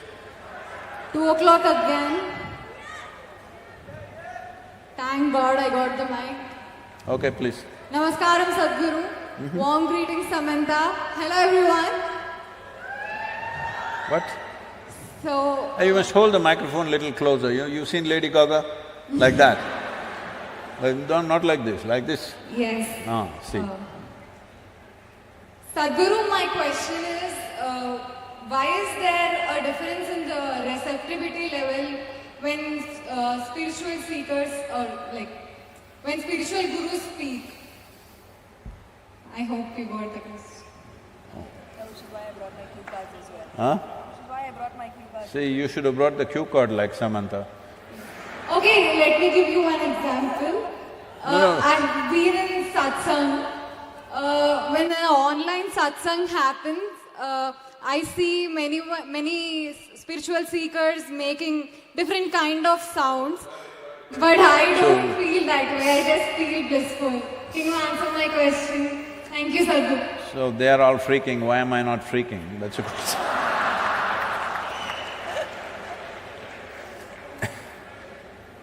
So, see, do not look at spiritual process as something different from life process. If two people eat the same food, both of them will not get the same level of nourishment. This is a fact. Same food, if two people eat, one person what they get out of it, another person what they get out of it is at a different level. Why is that so? That is the way you have kept yourself. In your life, the way human being is made, human system is a complex system, the most complex on this planet. Somewhere else, if there is somebody else, we don't know. But on this planet, this is the most complex life. The most complex life means, in terms of evolution, you are the flower of evolution. Compared to all the other creatures, this is the flower of evolutionary process. A flower that bloomed after millions of years of, I will say, R&D work, research and development happened from an amoeba to who you are now. How much work? How many capabilities, how many sensitivities, how much competence. If you were an amoeba, what you could do, and today what you can do, is it even comparable? It's another world altogether. So for this much to happen, so much work has happened. Now once this complexity comes, complexity can tie itself in knots. To keep it open, to make it into something that will easily go in the breeze. If this was little damp, it wouldn't go. If it is little knotted, it wouldn't go. It has to… if the breeze comes, it must fly. But that is not happening to many lives because they've knotted themselves up. Why do they knot themselves? See, I don't know how old you are, by the time you don't go till 18 these days, by the time you're 16, 17, you're looking for a bond. When bond ages, it becomes a bondage. Why are you looking for bondages? Because you're afraid of freedom. Freedom is a terrible thing, anything can happen to you. Hello? Freedom is a terrible thing because anything can happen to you. People come to me and say, Sadhguru, please bless us, nothing should happen to me. Say, what kind of blessing is this? Let everything happen to you, huh? Let everything that can happen in life happen to you. What is it? Nothing should happen to you means you must be dead. Why are you even alive? So essentially, this is a hangover from the past. Right now, human being is in that state. Like if you kept a bird in a cage for many years and one day you took away the door. But the bird just sits there because food comes there, it's safe, it need not do all this nonsense. Lot of work, hello? Flying is a lot of work, isn't it? Simply you can sit there and do kiki, pee and eat. That's what most human beings are choosing to do. What is safe? Householders, holding on to the house because it's safe. I'm not against your house. You need a house as a human being, you can't sleep under a tree. You need a house, but you should live in the house, not holding it. In your mind, if you're holding on to it, then you are a caged bird. As I told you, I know people who are 80, 90 years of age, they can't come for 3 days, they want to come desperately, Sadhguru, I want to come and be in your presence. They come, what is the problem? But my house… You are not a householder, house is holding you. So, like this you hold on to many things because you don't know. You are in the middle of nowhere, I want you to grasp this. Right now you're in the stadium, it's okay? Actually, if you look at it, you're on a tiny little mud ball that you call as planet Earth. You don't know where the hell it is floating in this cosmos, where it is going, whether it's going or not, whether it'll be there the next moment or not, you don't know. Do you know? Hello? Does anybody know, I'm asking? No. Does any scientist know? Does somebody else know? Nobody knows. But here we are sitting and fine, out of ignorance, not out of knowledge. Simply we think we are fine, we are forever. Don't worry, everything will be okay, don't worry, be happy, all kinds of stuff. No, the beauty of life is to know all the possibilities and still not to be perturbed or disturbed by that. Not knowing anything and you're okay, that's okay for a child. If you stay that way, we call you a retard. Yes, I know it's a harsh word to use, but that is the case. Because keeping yourself ignorant and thinking you're innocent is a retarded way of existence, isn't it? Hello? Am I saying harsh things to you? I'm like this, I'm horrible only, what to do? Because I'm not here to say sweet things and put you to sleep. I'm here to awaken people.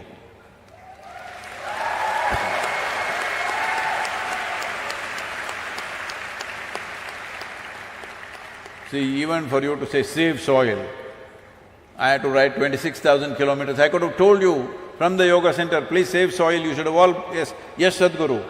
No. 30 years I've spoken, nothing. Now coming away, I'm glad you have. So, it's not just about that. The important thing is, you're always trying to hold on to something. If you sit on this chair for 3 days, this is chair holder. Anything that you touch sticks to you. If I want you to imagine yourself, because right now it's happening mentally, let's say it happened physically. Oh, this is my vessel, it got stuck to you. This is my chair, it got stuck to you. This is my person, got stuck to you. That is my brother, my sister, my wife, my husband, everybody got stuck to you. What a heap of mess you will be. Physically imagine what all is stuck to you in your mind. If it was all stuck to you physically, how terrible a life it would be. And that's what is happening. Because of that, nothing penetrates, everything you're like a stone wall. So if you have to become like breeze, that everything should flow through you, you should be available to life all the time, there is some work to do. If you simply fall in love with everything, it will happen. But that is a little confusing because your idea of love is again to possess somebody. Hello? Yes, isn't it? See, love means they must belong to you. No, that's not how it is. Love means what you love you must liberate, isn't it? Hello? No? So if you love the life that is here, because that's all that's here, you must liberate it.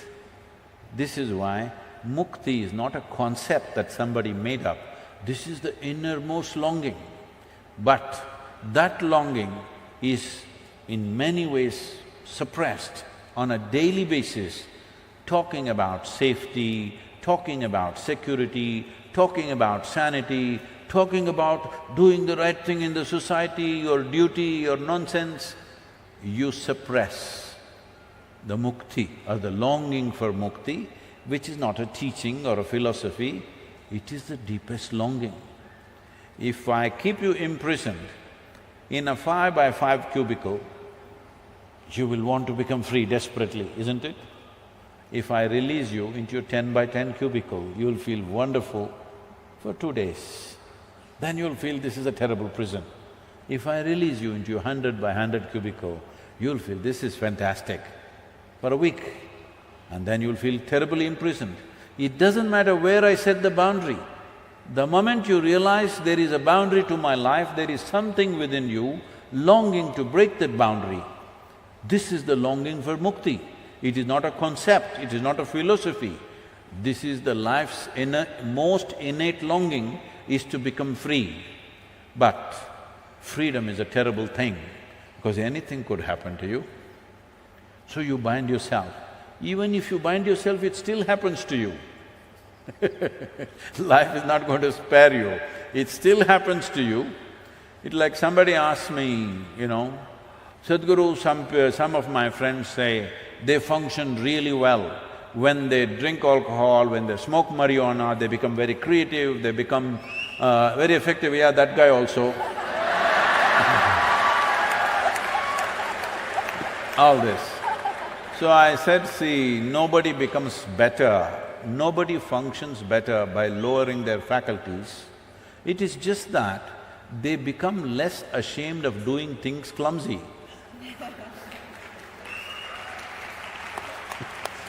Alcohol takes away shame.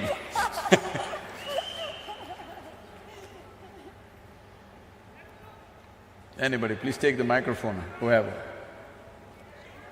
Namaskaram. Namaskaram, Sadhguru. Boo, boo, boo. Here. 1:15. 1 o'clock. 2 o'clock. Okay. Namaskaram, Sadhguru.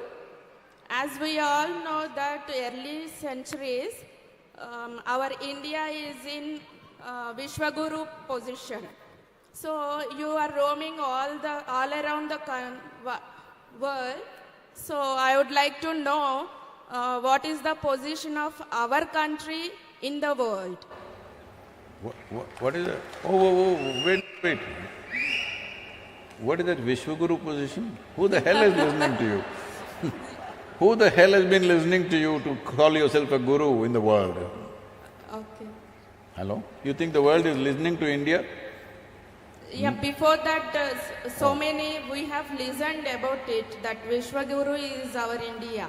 So I would like to know what is the position of our country in the world. Okay. So, we must…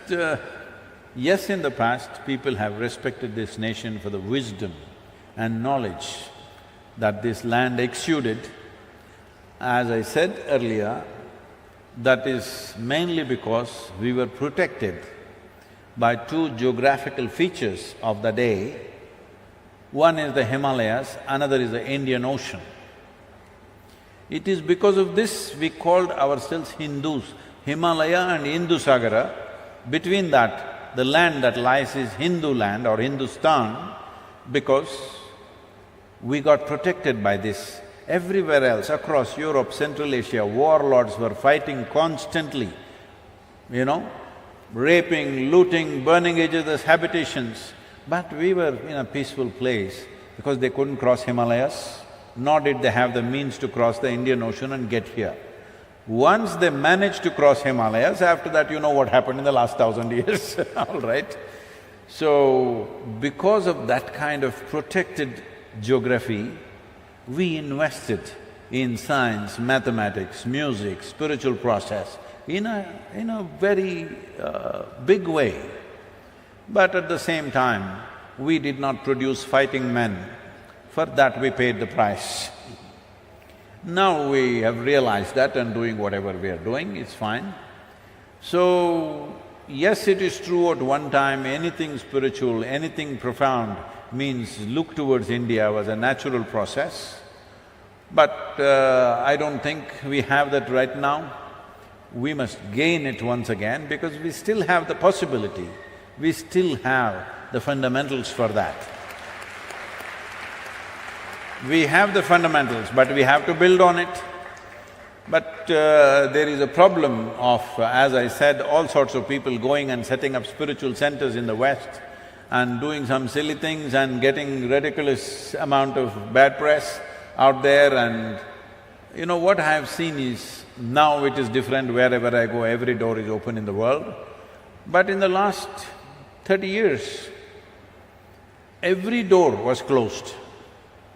A university, a conference, important events in the world, everything was closed for an Indian guru because people who went ahead of me had made sure that everything is sealed.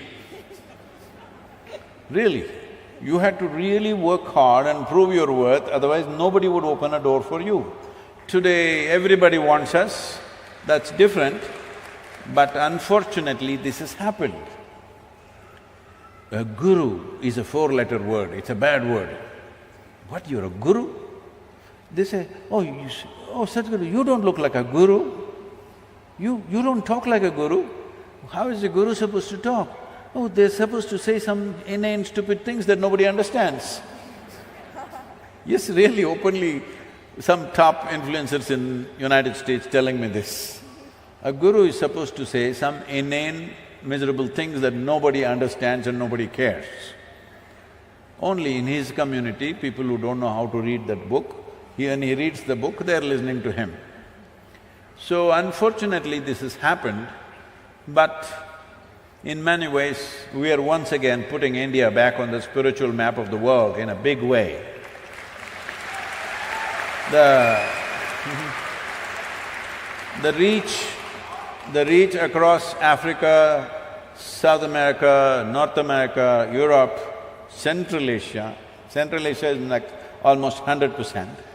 I must tell you this incident. I was in Côte d'Ivoire, or it's called as Ivory Coast. I was in Abidjan, which is the capital. I was there for the COP15. My Saudi Arabian visa was not cleared. So, because I had time there, I went to the agency which was issuing this visa, but they wanted my fingerprints, so I had to go there. So this was in some inside locality, not a proper embassy. So I went there and I was coming out, somebody else was driving the car. I was sitting in the front seat. It was around 11:30, 12 in the morning, noon time. One guy was sitting there on the street side, on the floor. This is the kind of guy who is drunk by 11 o'clock in the morning. Or like that whistling boy, he's either smoked up or drunk, that kind of guy, sitting there on the floor, on the street, on the sidewalk. He looks at me and says, seriously, Sadhguru? I thought, this is it.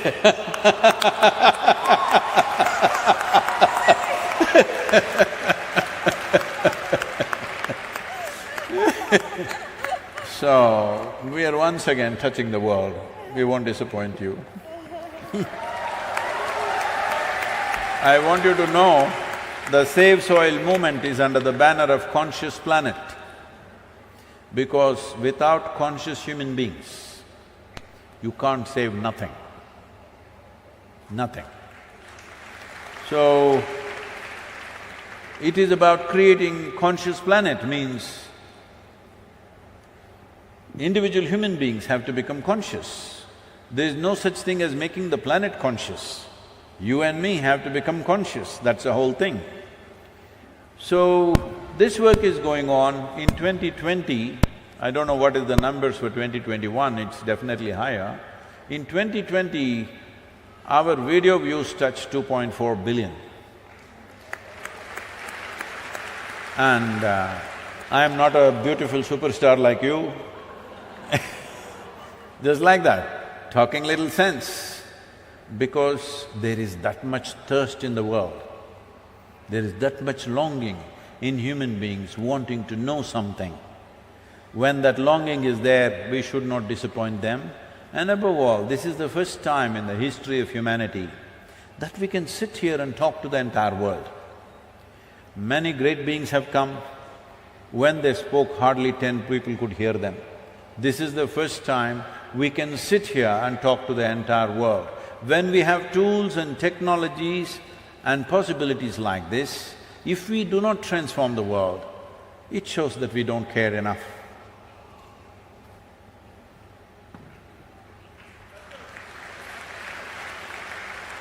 Namaskaram. Hello sir, hello sir, hello ma'am. So my question to you is, what on an individual level can… Ask her also, huh? Yeah, I think it's for both of you, sir, Okay. ma'am. So, what at an individual level can I contribute to make a difference and to save soil? Like, what is the basic contribution can I make as an individual? Because I'm not like a great person like you or ma'am. So, like a common man, what can I do? A small thing to save soil. See, please. One thing is, you being a common man is a lie. First thing, you're not a man. Another thing is, you're not common. I don't see anybody else like you, so you're not common. I know in your life, within yourself, you're very special for your own life, isn't it?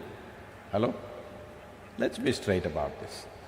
Within your own home, you are a very special person. If somebody treats you in a common way, will you take it? No. So don't use those things are said in political rallies. It's okay. There is no common man in the world. If you meet him in a private space, he's a very special guy. So don't describe yourself like that. You're doing this… I'm sorry, I'm being a little like this, because I'm using this question to prick everybody, not just you. You're doing this as to how I can do less. Because everybody says, Sadhguru, but I am only human. Arey, being a human means being on top of the world. Of all the creatures on this planet, you are right on the top. Yes or no? In the evolutionary scale of things, you are on top of the world and you say, I am only human.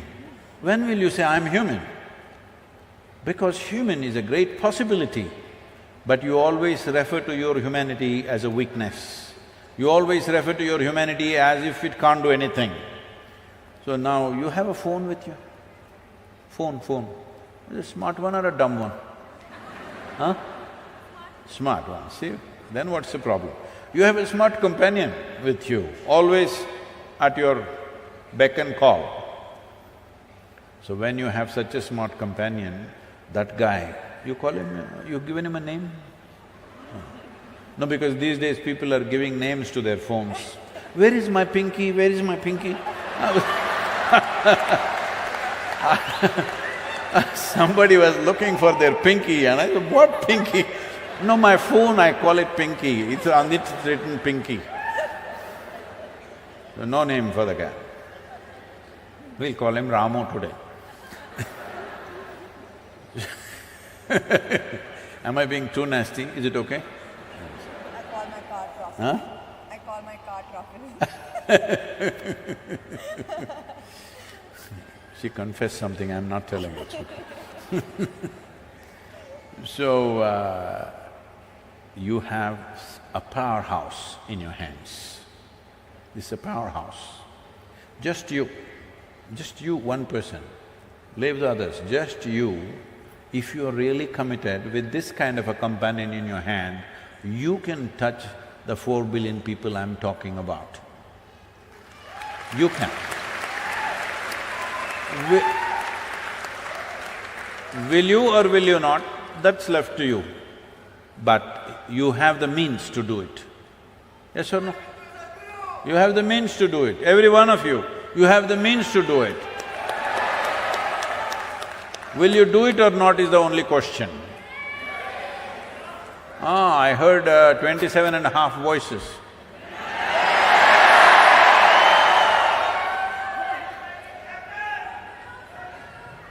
So, once you have this kind of means, if you really want to do something, there is nobody can stop you from doing this. Oh, I don't have a following, what to do? Go do a jig on the street, it'll be good for your health also.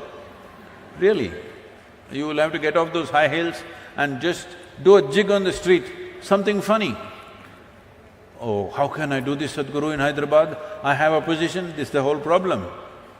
The thing is, I want you to understand, first I came to Hyderabad in 1983. First my visit to Hyderabad. I had never been to this city. I came in the peak summer. I came on my… it's ironic that once again I'm here on a motorcycle. I came on my SD 250 Road King of the day. So, I always lived in Mysore, Bangalore, and largely in the Western Ghats where it's cool, and I came to Hyderabad, the damn place was sweltering in the month of May. Mid-April I came and woof, I couldn't believe it, it was so hot, I'd never been to a place like that. And then because of thirst, I started drinking wherever, whatever, sugarcane juice, all over the place. So, I don't know anybody, this is the first time I'm teaching. I just came here and gave an introduction to auto rickshaw drivers, not auto rickshaw, there were only rickshaws at that time. So I spoke to 7 of them, 2 of them enrolled into the program. I went and spoke in the banks, on the street sides, or here, there.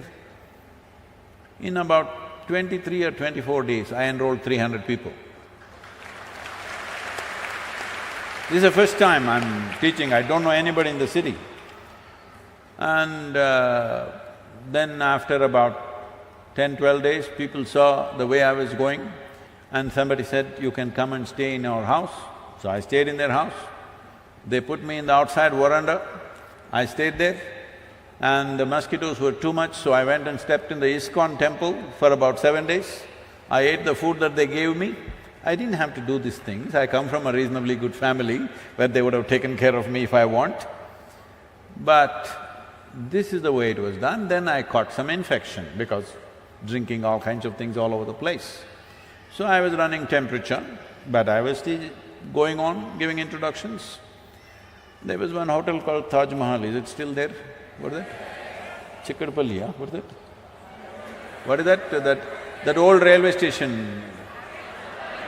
What?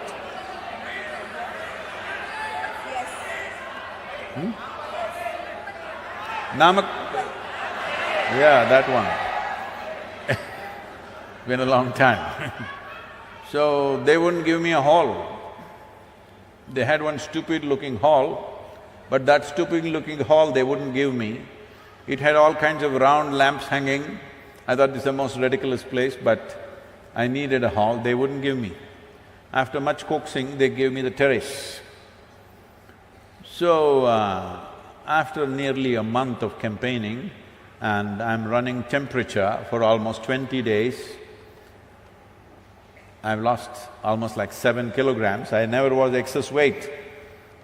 I was… from the age of 19 till today, I'm still the same weight. But 7 kilograms I lost in Hyderabad, you must give it back to me. Sangeeta just sent one meal to me today, I must get back those 7 kilograms. So, I came and stood here in Taj Mahal, this thing, like on the terrace. Over 350 people had gathered, and I was sweating profusely, my clothes were dripping with sweat because I'm running such high temperature and weather was also reasonably warm. And I went on. These are all 3-hour sessions at that time. They looked at me and then somebody asked, we can see you're not well. You're sweating and you're running high temperature, and why are you doing this? I said, because of you guys, because you don't get it. I've spoken to you already, you didn't get it, so I'm speaking to you again. Out of these 350 people, 327 people enrolled for my program, for 14-day program. I'm saying this to you because if you realize that what you're doing is significant, if it's really significant, whatever it takes, you must do it, isn't it? So I'm just asking you, is this cause of soil really significant for you, or is just Save Soil is an entertainment for you? You must make up your mind. Hello? Is it significant for you? If it's significant, you must just make it happen. What does it take? I don't know what it takes, whatever the hell it takes. If it's significant, you must make it happen. Yes, I was doing, but one volunteer, what he said, Sadhguru, I just came to touch your feet. He pushed me, Sadhguru, I'm not coming anymore.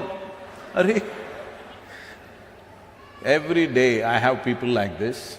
people come to me, you know, it's a volunteer organization, over 17 million volunteers, and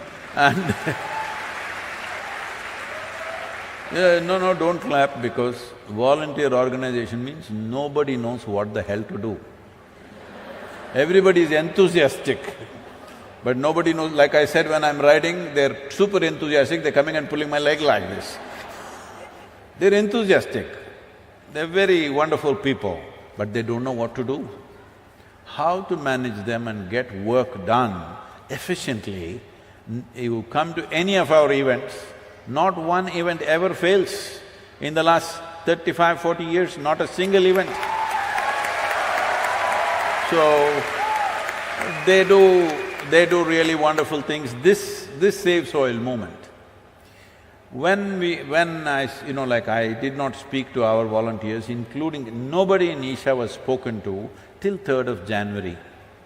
I started this Conscious Planet Foundation in United States 2 years ago. I've been working with just 8 people, trying to figure out a few things.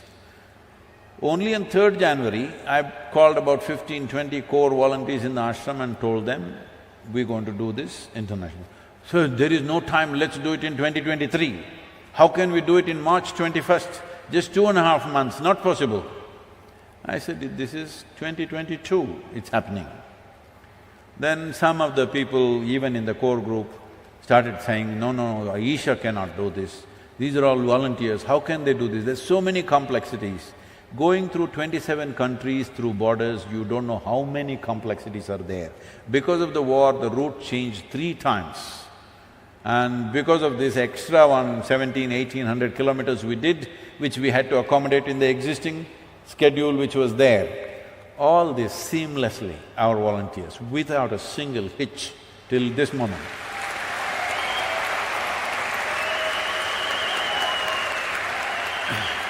Every event in all these nations booked up 3 to 4 times over. Just halls couldn't take it, that is the only restriction. Otherwise, everywhere there would be 3 times more people. I'm sure even in Hyderabad it would be the same. This is because… but at the same time, because they're volunteers and because they are not professionally trained, and above all, they're not working for a living, they're not doing this for a living, every day somebody will come up to me and say, Sadhguru, she's so horrible, I can't work with her, that guy is impossible, I can't work with him. So I tell them, see, if what you're doing is really significant, because in this world only such horrible people are there. If you see what I'm doing is very significant, you must learn to work with all these horrible people. And you must learn how to make these horrible people into wonderful people.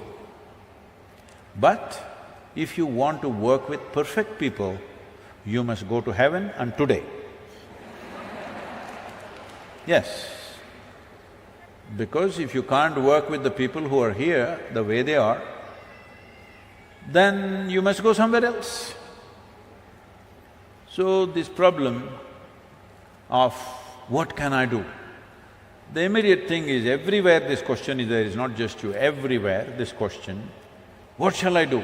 Initially what they're asking is, shall I go home and fix my kitchen garden?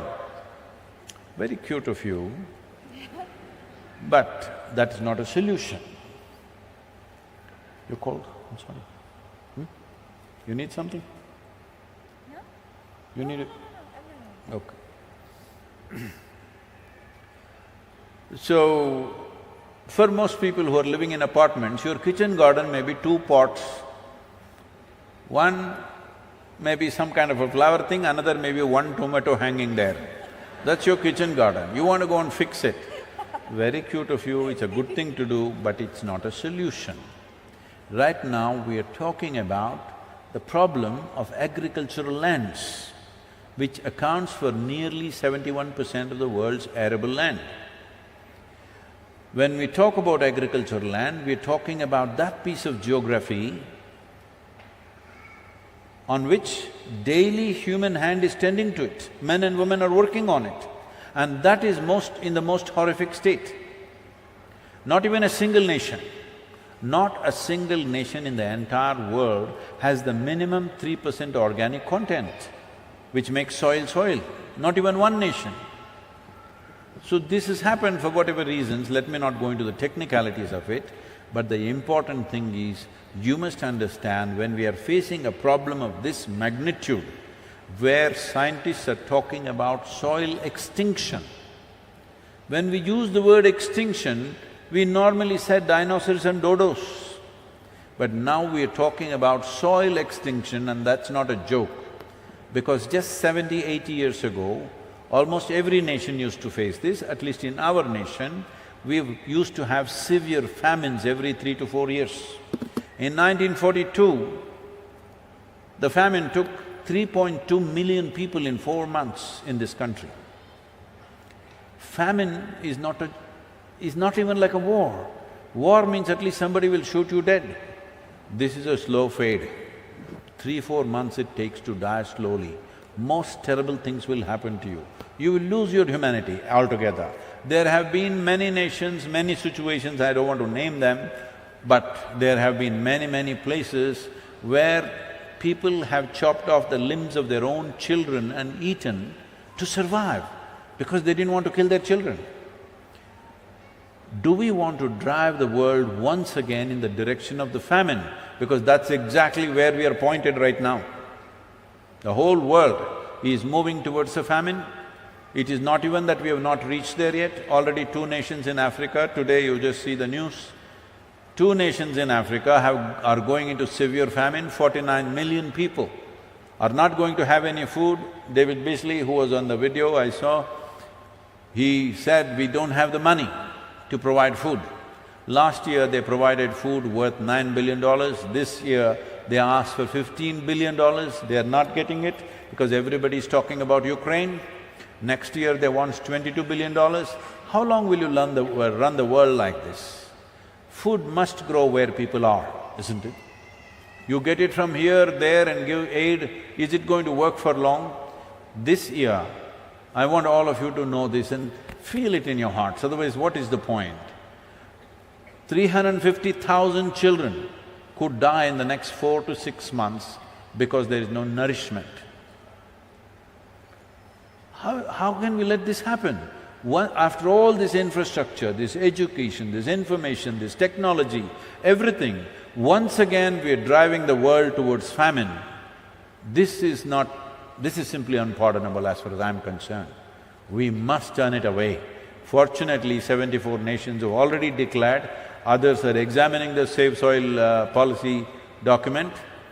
I'm sure they will move in that direction, I have no doubt about it. We will also work on this. We are setting up a 25-member scientific committee which will handhold small nations. After this journey is over, the real hard work begins. So what can I do? One thing is, you can give your time to me, I can make use of you because you have a smart friend. That is one thing. But right now, you use your smart friend, look him up properly, explore your smart friend properly. There are so many possibilities there. Do something, do hee, ha, ha, do a jig, do a song, do whatever damn nonsense you want to do. But somehow awaken the world to this, because otherwise, once again we are driving towards famines. This time, it could be a global thing. When food scarcity comes, I want you to know, whoever has the biggest guns will take the food. Even if you grow it in your backyard, you will not eat it. Just know this. Thank you. Thank you so much, Sadhguru, for the beautiful insights. And yes, we are all with you in the Save Soil movement. Thank you so much, Samantha, for joining in conversation with Sadhguru. And I spoke very harshly in the last answer. I want to say something nice. Ask a nice question to somebody, a fun question. The last question, please. Okay, anyway, we can take somebody across anything only if they are willing. Willingness means, let me tell you, this happened. Wait, if I have to tell you a story, you must be in the right mode. When I say once upon a time, you must say ha ha. Hello? Once upon a time. Shankaran Pillai had 3 boys.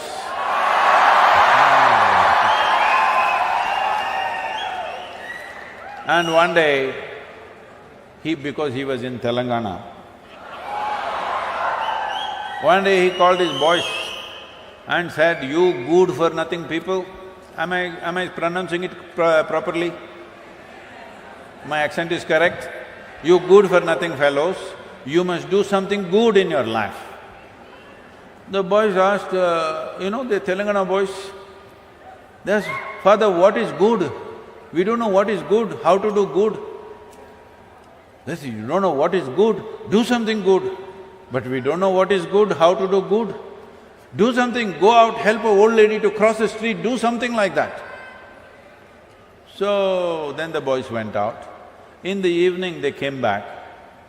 So Shankaran Pillai asked the first boy, "Did you do something good?" "Yes, father, as you said, I helped an old lady to cross the street." "Ah, you are a good boy." Second boy came, he asked him, "Did you do anything good today?" "Yes, father, I helped an old lady to cross the street." "You also found another old lady?" Then the third boy came, he asked, "What did you do?" "I helped an old lady to cross the street, father."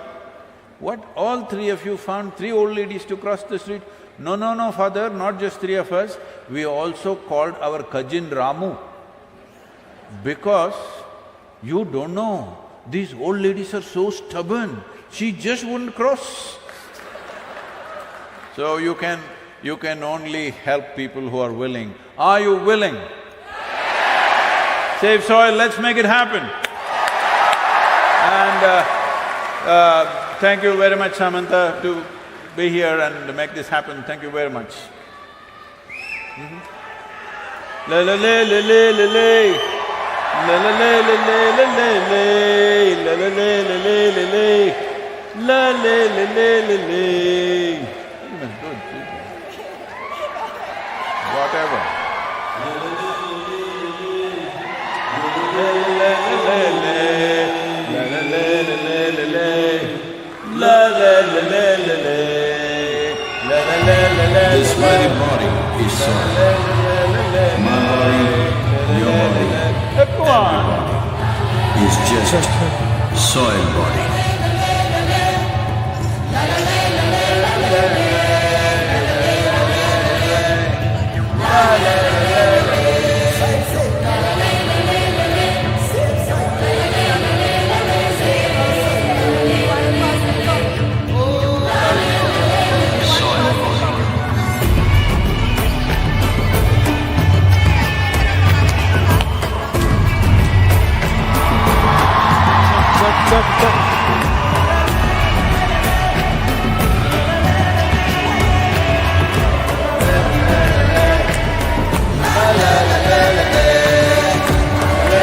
The magic of soil is it turns death into life.